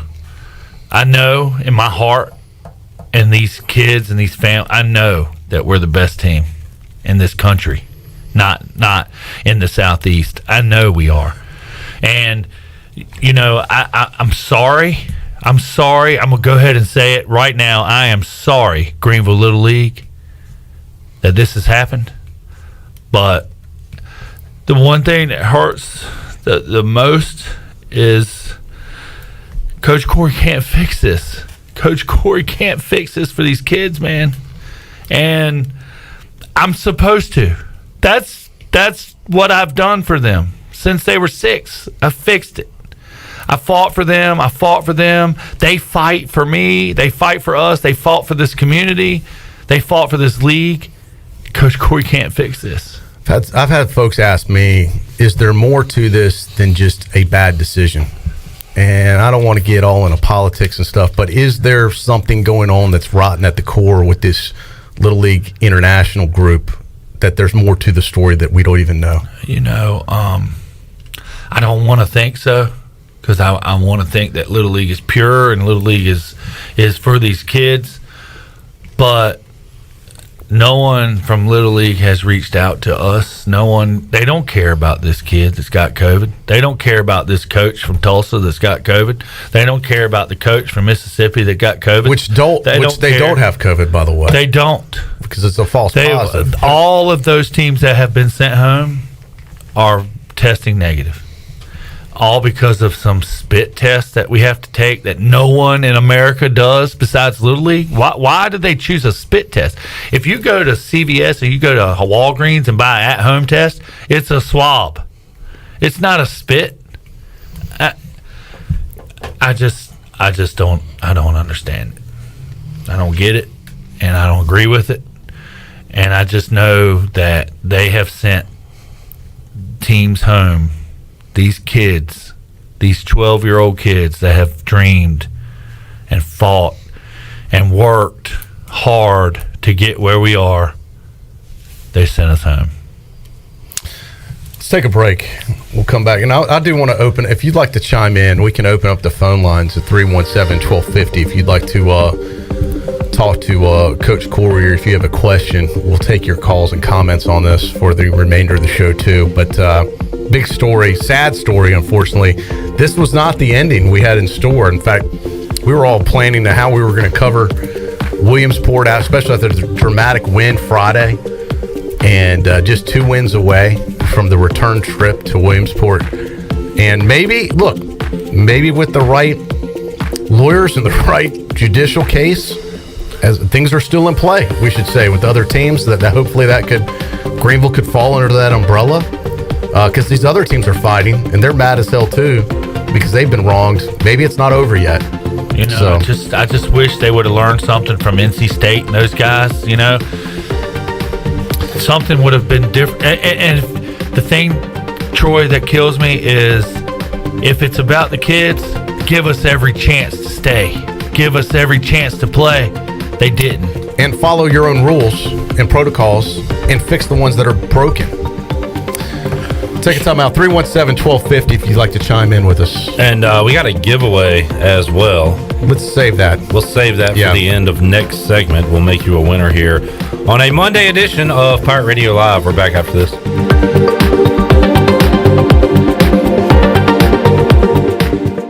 Here with Melissa from E&S Hemp Company. Melissa, tell us how your products and services can help people. Well, for over 2.5 years, the team at E&S Hemp Company has been helping educate our community on the many benefits of our products. Our customers have seen great success dealing with everything from stress, anxiety, fatigue, pain, and PTSD, just to name a few. You can come in today and our staff can help you find the best products for your needs. You can visit us at Fire Tower Road near Sam Jones Barbecue or enshempcompany.com. There's no better time to drive away with a quality pre-owned car, truck, or SUV from Greenville Auto World. Greenville Auto World is your authorized rough country dealer. We specialize in lift and leveling kits along with custom wheel packages. Whether you're looking for ground clearance or enhancing the appearance of your vehicle, trust our team for your off-road experience. Greenville Auto World, 3840 South Charles Boulevard across from Hardee's at Bell's Fork, or online at greenvilleautoworld.net. Trying to decide where to get your car washed? Well, let Tommy's make it an easy decision with free unlimited car washes for the month of August. All you have to do is go to your app store, download the Tommy's Express app, enter code NCJM. That's the promo code NCJM. Select the unlimited quality wash, register your vehicle, and you're good to go with free car washes all of August. If you like it and keep it, it's only $19.99 a month. If not, you control it and you can cancel it anytime. Tommy's Express on the corner of Red Banks Road and Greenville Boulevard, Greenville. The best place in Greenville to unwind after work and have fun is AJ McMurphy's. AJ's has daily food and drink specials and an awesome patio perfect for some outdoor dining. Stop by AJ's on Monday for open mic, music on the patio on Tuesday, sports trivia with me, Clip Rock, on Wednesdays, and music bingo on Thursday. AJ McMurphy's, Turnberry Square at Bells Fork, and on Facebook, Instagram, and Snapchat. Hey, this is Troy D., proud ECU grad from the class of 94. And if you know me, you know I love the 90s here at ECU. It was some of our glory days, including bowl games, the Peach Bowl, and even a March Madness appearance. Relive those days with my friends from Tailgate Classics. Tailgate Classics is a cool retro store with all types of merchandise, including the 90s ECU vintage tees and hats. Check out Tailgate Classics in person, 304 Evans Street, or online at shoptailgateclassics.com. Tailgate Classics, bringing back the throwbacks. 0% alcohol, 0 grams of sugar, full Budweiser flavor. For all the moments you want a beer and need to stay on your game. Budweiser Zero, 0 alcohol, 0 compromise. Here today with Cousteau, also known as Ryan Miranda to his friends and family. Why do you come to F3? I like F3 because it brings me around a lot of different guys, helps me push myself, but also it helps me get out of bed in the morning and get myself moving, which is always really good for me. One letter, one number, F3. Fitness, fellowship, and faith. All workouts are free of charge and open to all men. Leave no man behind, but leave no man where you find him. Learn more today at f3enc.com. At Jimmy John's, we don't make sandwiches. We make the sandwich of sandwiches. We use fresh veggies because we don't hate salads. We just feel bad for them. We make our sandwiches exactly how you want because you're the one who's eating it. And we bake bread all day, every day because stale bread isn't bread. It's croutons. Sandwich history is written by the victors. Good thing we have legible handwriting. Jimmy John's, the sandwich of sandwiches. Order pickup or delivery on the app. Pirate Radio. The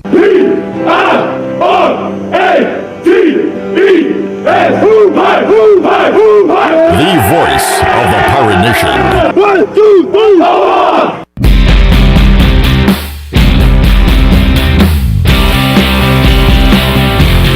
You're listening to Hour 3 of Pirate Radio Live. This hour of PRL is brought to you by Bud Light, reminding pirate fans to stay in the game and drink responsibly.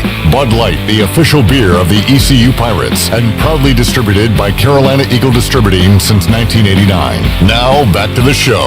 Welcome back. Orthopedics East and Sports Medicine Center of Greenville's new extended care clinic is now open Saturdays and Sundays from 10 a.m. until 2 p.m., so you can avoid the emergency department for any urgent orthopedics care. For more information, call 757-2663 or visit orthoeast.com. Orthopedics East, providing services to Eastern North Carolina and the Pirate Nation for more than 35 years. Now let's head back into PRL. Here's Clip Brock. Back with you on Pirate Radio Live here on a Monday. Clip Brock, Troy D, and Cory Scott here inside the Pirate Radio studios. Clip getting unbelievable feedback. Lots of folks tuned in today. Thank you again, Cory, for having the courage to come on and talk about it. Not everybody would have the backbone to be able to do that. Just a couple things I'm getting. Got a text from, let me just say, a well-known local baseball coach. I'll leave it at that. Said, I agree with Cory. Greenville needs to back the team and not Little League organization. Bring all the teams to Greenville that got kicked out to Greenville and play for a championship. I love that idea. Let's do it. Then we're getting tons of feedback on our Facebook Live feed, too. You can go on and read those. Jeff Harbison saying Greenville Little League should stand by the players and boycott the Little League Softball World Series. I doubt that's going to happen, but no. I know I heard from people they want to go protest. They're so mad over this. Out there. I'm just telling you what I'm hearing, Our parents want to picket. The players' parents want to picket the World Series here to make a statement. I mean, they just want to be heard. Yeah. They want to stand up for their kids, and I don't blame them. Yeah. Well, they have a platform here, and we said we would open up the phone lines. Let's go to the Fixed NC Live line. In fact, I do believe Greg Davis is standing. Now, Greg, for folks that don't know, Greg is a parent of one of your players. Yeah. Greg, are you on the line? Yeah, I am. Welcome to the show. Appreciate you tuned in. Appreciate you calling in. Appreciate it. Greg, we've heard it from the coach's perspective. Quickly sum up from a parent perspective what this ordeal's been like for you guys. And from a parent's perspective, this has been the worst non-medical tragedy that a family can go through. We've got 3 boys. They've all grown up in the Little League organization. They've all been with Coach Cory for years. And our oldest, this was his dream. It's all Cory's team has been working for since they were 10 years old. And, they won the equivalent of Warner Robins when they were 10. They got robbed of the opportunity to do it last year with COVID. They won, and here they are, and they're ready to go. And the worst part of it is Coach is right. You can't do anything about it, but it's not happening for the right reason. If kids had COVID, if kids were symptomatic, if it was a health crisis, and it was affecting the safety of the organization and the competition, we would have been disappointed, heartbroken, but we would have understood. But the fact that this is happening because of a lie, because of a pathetic, sorry excuse of a protocol on behalf of Little League International, they should be ashamed of themselves. They said that they were going to follow the science and they were going to do everything by the book. I don't know what book they were referring to, but I'm an anesthesiologist that's been dealing with COVID since the outbreak of the pandemic in 2019. And if anyone's put their life on the line and knows how to manage the disease, I'm one of those people. And though I knew that their protocol was flawed the minute they started to tell us about it the week before we left for Warner Robins. And we were on a parent Zoom, and they said, any questions, please let them know. And I immediately texted a question saying, your test that you are going to use is fraught with false positives.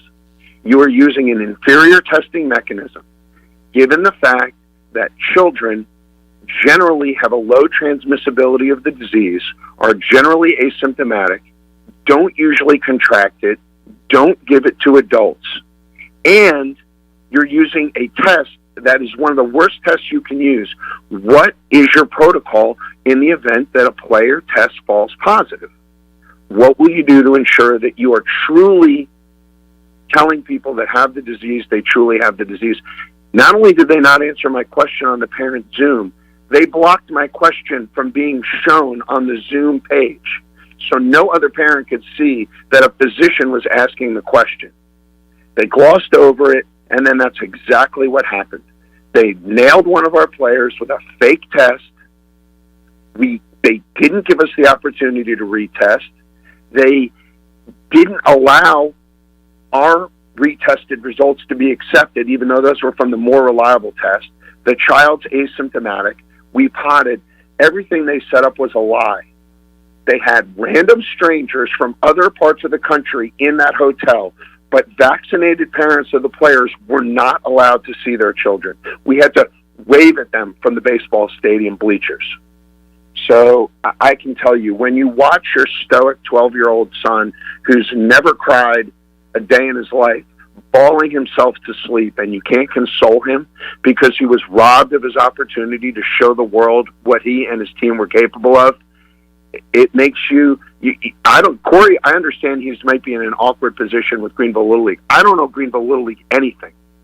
And I don't know Little League International anything. These parents, some of them saved up years, thousands of dollars they saved and spent and took time off from work and sacrificed weekends upon weekends and seasons upon seasons to get their children ready to play at this level of competition. And then this is how Little League does us. No organization representative at the hotel, nobody to see that their rules are being followed, no organization, no bubbling, no true healthcare professionals administering the test, and then no recourse for the kids. And then they kick them out of the hotel based on a false positive 20 minutes after the test. And then, not only that, you haven't talked about this. All of the guest passes for North Carolina were revoked so that nobody who drove to Georgia could even go and watch any other game. That's how they treated North Carolina. That's how they treated Greenville Little League, with its decades traditions and its multiple trips to Williamsport and Warner Robins, and that's how they thanked us. We're the ones who support them, and this is what they did to our family. As a parent, I'm sick over it, and if you can't get behind a cause like this to stick up for innocent kids that want their opportunity on the big stage to showcase what they've been working their whole lives for, if this isn't a worthy cause for Greenville as a community to band together and stand up with the other teams that were falsely positive and kicked out, then I don't know what you can get behind. If you're not willing to fight for these kids, what are you willing to fight for? Greg, first of all, I agree with everything you said, and I am so sorry that this has happened to you guys, the team, Greenville, our community, the families. It's disgusting. As I said earlier, this isn't about losing a game by a bad umpire call where you just have to grin and bear it, and you know what, it was unfortunate. This is about fraud, in my opinion, and this borders on, if not fraud, it sure borders on it, the way you guys were treated and mishandled, and as Cory talked about in detail, with a false positive, and basically kicked out of the tournament for no reason. It's disgusting to me. I'm disgusted by it. I think everyone listening today is disgusted by it, and I do hope that this lawsuit gets some traction. I hope this restraining order takes action, because you guys deserve it. Tulsa, Oklahoma deserves it. The Texas team deserves it. And once again, you're not on an island. This has happened with a number of teams in this tournament. And now, number of teams, all the teams are in the same boat. False positives from an inferior testing mechanism and a protocol that doesn't allow for recourse. How you say it's all about the kids, and you want to use a cheap saliva test that nobody else is using. And you know, they keep quoting, it's such a sensitive test. It's such a sensitive test. Everybody loves to say that. A sensitive test means that when you are told that you do not have the disease, you don't have the disease. If you want to know if the test is worth anything for a specific disease, it needs to be specific. It needs to be a high specificity test. And they did not employ that test. They took the cheap way out and made the kids spit for a half hour in a room that was totally open. They had no sanitary procedures. They had no Little League officials overseeing the testing. They had no organized healthcare worker, preserved, clean collection mechanism. And you'll see that the test results are logged in at all sorts of crazy times. From the way it looks like the tests were run hours to half a day later. And you would think you'd want to give the kids every single benefit of the doubt. Your Little League organization, it's like all you care about is little kids loving and playing baseball. So why wouldn't you give them a second and a third test and look for symptoms? And even if you're going to err on the super side of caution and pull him away, we still had players to play. Everybody was ready to go, and everybody had tested negative. Why would you deny that? Why would you deny that? Great questions. It makes zero sense. Tyler Williams weighing in on our Pirate Radio Facebook page, and Tyler has a great history of Greenville Little League too. He said, what is our local league saying? What is our charter position on this? Are they fighting for us? Cory, do you want to handle that? I have had no contact with our local league. Has Brian Weingart said anything to you? You know, Brian and I talked on the way home when I was on the way home, and you know, I cried to him and told him I was sorry and sorry this happened. And Brian was upset, you know, that it had happened, but you know, there's just been no other contact since then. Greg, you want to add anything? I think it's a travesty in this world when COVID hysteria has gotten so insane that healthy children trying to play the game of their lives outside has been completely ruined by the insanity and misinformation exposed with COVID.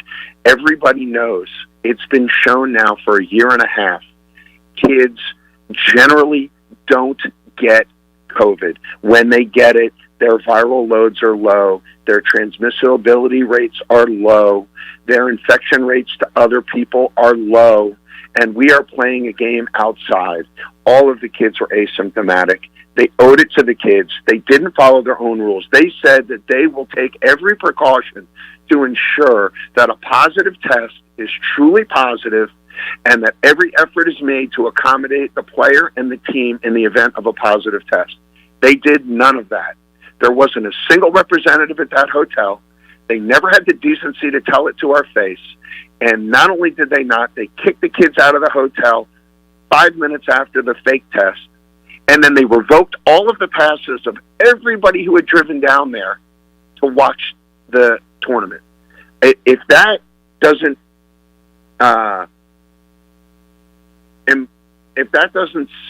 show everyone what Little League organization is really about, I don't know what does. No mention of any of this on ESPN. All ESPN and Little League care about is their little cozy contract. They don't care about kids.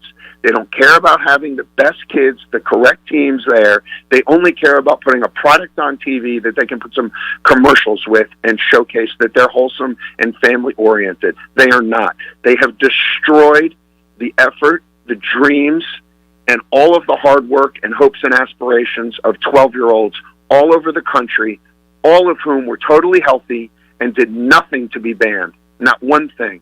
And the way that Little League turned their backs on Greenville and the other teams out in the South and out West is so shameful that I don't even know what the recourse is. How can you give a kid his dreams back? How can you unshatter a kid's heart?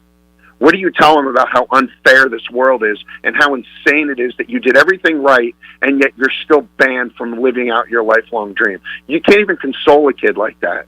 You can try to turn it into a lesson about God's plan, and you can try to, tell them we're going to use this for good and something good's going to come out of this and we're going to build off of this. But at the end of the day, Little League shattered the dreams of these kids for no righteous reason. And they need to be held accountable. They need to refund every single parent's, every last dollar they spent getting down to Warner Robins.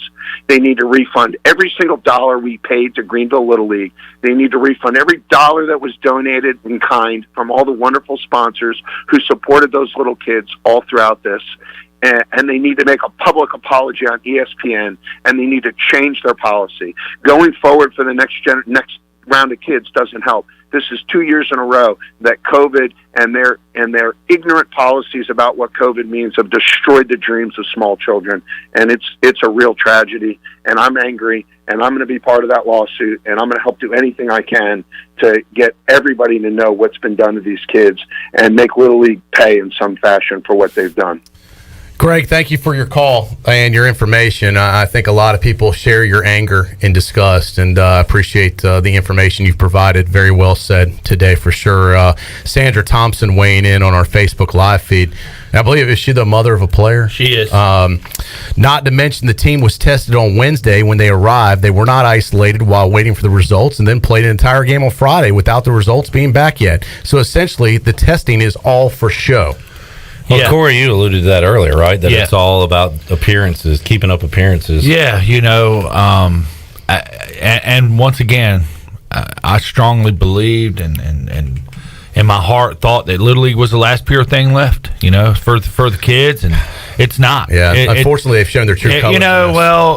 When I got the phone call, and I haven't received any phone calls saying, "Hey, how's the kid? Right. How y'all doing?" No follow-up, no. What can we do to help? No. Is there anything we can do? They don't care. Tyler Williams adding in one more time. All credibility has been lost. How is a parent of a child going to trust the Little League process? They probably will go another direction with their children's time.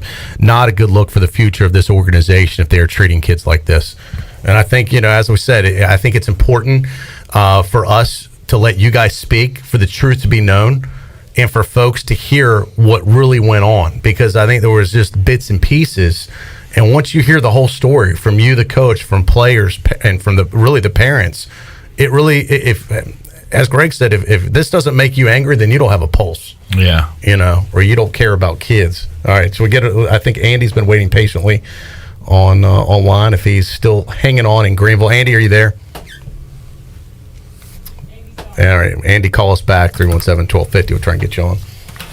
We need to get one last break-in clip. Yeah, we'll do that, and I'll tell you what, let's make somebody a winner right now. Shirley, you don't have to open up the booty bag per se, but what caller are we looking for today? I'm going to go with caller number 5, and we're going to do $20 Captain Special Car Wash. All right, 317-1250, caller 5 is a winner. We'll come back and have more with Cory Scott when we return after this. Hey, Troy D here with my good friend Kelvin Rawls from Pest Tech. Kelvin, I just want to thank you and Chris and all the great folks at Pest Tech for such awesome service. You totally eliminated the mosquitoes in my backyard, plus the fire ant problem I was having in the yard. Hey, you're certainly welcome, Troy. I have heard the same thing from all of our customers through the year of COVID. With everyone being home, they want to enjoy the outside and being mosquito, fire ant, and pest free. Enjoy all your property from the kitchen to the curb. Visit pesttechofgreenville.com today for complete service. It's bow time. The new Bo's Chicken Sandwich isn't just any chicken sandwich. We took our time perfecting this bold seasoned, hand-breaded, certified Southern powerhouse. Pile that big league buttered milk crunch with crispy pickles and creamy mayo for a chicken sandwich so good, you'll forget your mic is hot. Now over to you, John. Tomorrow we are going to set a record. It's so fucking good. Try the new Bo's Chicken Sandwich only at Bojangles. It's bow time. Ahoy, mateys! To keep those cars clean, you need the Pirates Cove Fast Pass. Greenville's original express car wash is now offering a fast pass for as low as $19.99. That's one pass, 4 locations, and unlimited washes. Visit us in Greenville on Fire Tower Road, Memorial Drive, and East 10th Street, and also in New Bern on Glenburnie Road. And by popular demand, Pirates Cove on Fire Tower Road is now offering interior cleaning. So we have you surrounded. Pirates Cove, the official car wash partner of ECU Athletics. For years, Callie Ann Phelps has been singing about Phelps Chevrolet. Phelps Chevrolet is the one for you. Low prices, service too.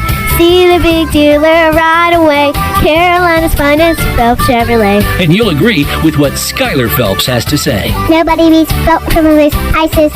Nobody. The name you can depend on. Phelps Chevrolet. Get you one. Find new roads with Chevrolet. Then come find yours at Phelps Chevrolet in Greenville. We know that juicy, cheesy, grilled to perfection burger sounds amazing, but it does sound like something is missing. Pepsi, baby! The yin to this burger's yang. Burgers and Pepsi go together like burgers and Pepsi. This perfect blending of flavors makes every bite of lettuce, every sesame seed on the bun, and every sip of that crisp, refreshing, ice-cold cola a journey to Foodtopia. Burgers, better with Pepsi. That's what I like. Is that the sound of an ooey gooey cheesy crunchy slice of P-I-Z-Z-A? Obviously, but as good as that sounds, we think it can get even better. Oh yeah, that's the sound of a freshly opened fizz-filled Pepsi. The only thing that can take this flavor medley of crunchy dough, mouth-watering cheese, and savory sauce to the next level. How about another bite? Pepsi and pizza sound like a match made in heaven and taste even better. Pizza, better with Pepsi. That's what I like. This is Mark Washington with Max Sports Performance at Max Fitness. Our facility has reopened and is following all safety protocols. The best thing you can do to strengthen your immune system is, of course, to work out and exercise on a regular basis. I can assist you as your performance coach. You can also enjoy the benefits of a private facility. Avoid the crowds and work out at Max Fitness. Now is the time to get healthy. Max Fitness, just off Highway 43 in the old Ace Hardware Building behind Speedway in Greenville. Call me, Mark Washington, 902-4877.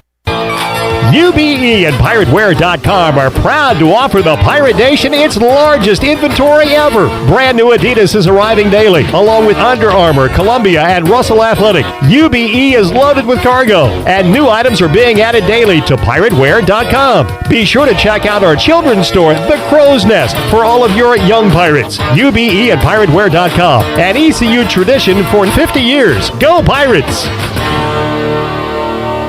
This is Coach Steve Shankweiler, offensive line coach for East Carolina University football, and you're listening to Pirate Radio, the voice of the Pirate Nation.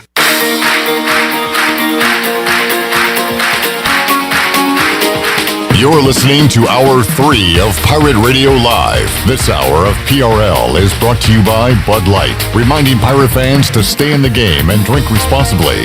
Bud Light, the official beer of the ECU Pirates, and proudly distributed by Carolina Eagle Distributing since 1989. Now, back to the show. Welcome back. Carolina Caliber has the area's largest selection for outdoor shooting sports and accessories and is one of the top firearm dealers anywhere.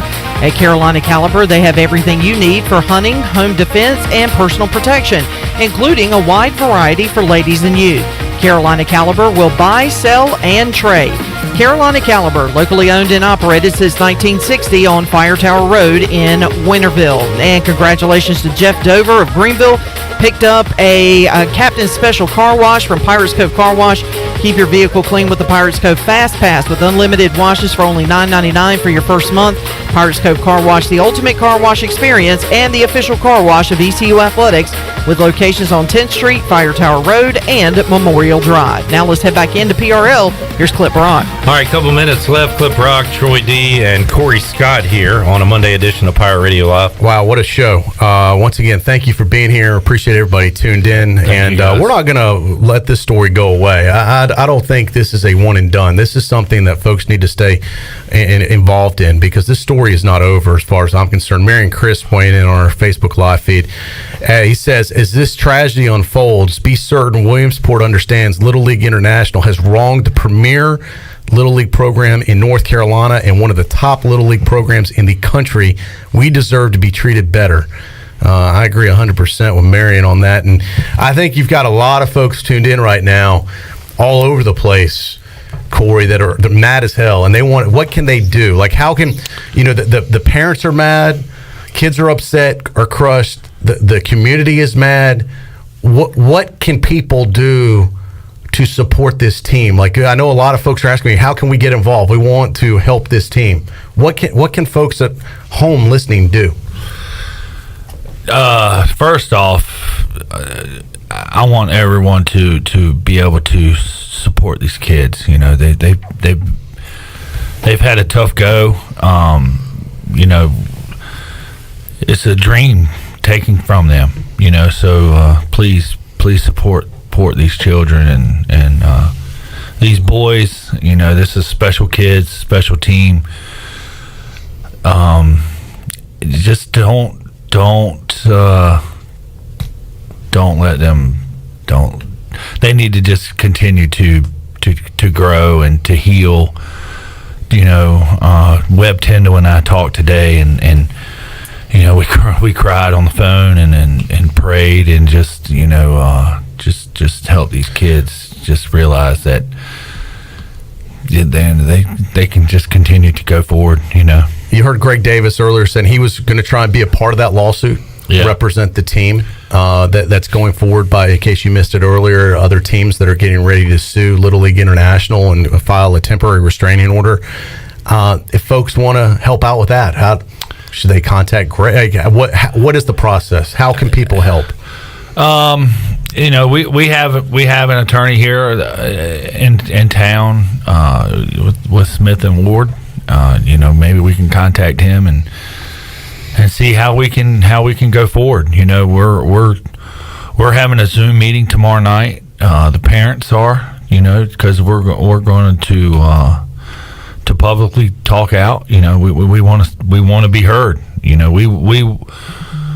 We just don't feel like we were doing right, and we want to make it right, for our kids. And my son is on the team, and I don't want anyone to ever have to do what I had to do, and I think about NC State and what happened to them and in the College World Series but those are men, these are just kids, man. Yeah. It's really tough. I want to say thanks to you, Troy and Clip, Pirate Radio, for having me on, for setting this platform for me to be able to speak. And I know I've had so many text messages and so many calls. I just want to say thank you to everyone out there, that supported us and have been here in this time of grief. Thank you so much. Thank you.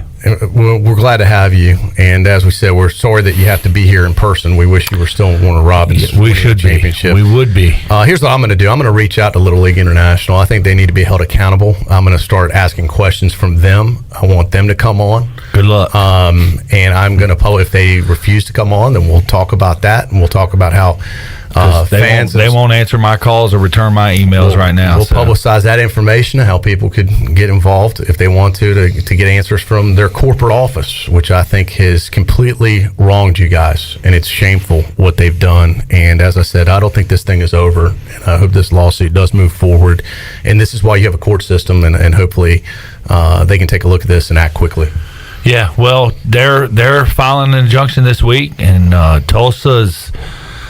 Tulsa League, Texas League, Mississippi League, they're serious. And the Tulsa coach is a surgeon, and tested positive with the spit test, and he tested he can go to work, but his kids can't play baseball. I wish our league could be supportive of you guys. I understand the politics at play, why they're not, but I also think that's a misstep. I think they should, when you needed them the most, they're not there. Well, I've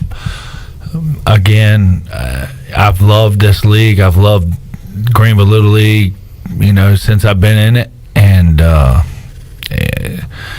wish them all the best, but I'm very, very disappointed. Thanks for being here, Cory. Thanks, appreciate you having you be on when showing your courage again. Thanks, Cory. Good times and bad, we've had you on, so we appreciate you coming on, man. Thanks, Clip. All right, that'll wrap it up for a Monday edition of Pirate Radio Live. We'll be back with you Tuesday, 3 o'clock, for an all-new edition for Shirley Rhodes, Chandler Honeycutt, Coach Cory Scott, Troy D. I'm Clip Brock. So long, everybody. Thanks for listening to Pirate Radio Live, an exclusive presentation of the voice of the Pirate Nation. This is Pirate Radio, WGHB Farmville, 1250 and 92.7 FM Greenville, WDLX Washington, 930 and 104.1 FM Washington. The following is an exclusive presentation of Pirate Radio.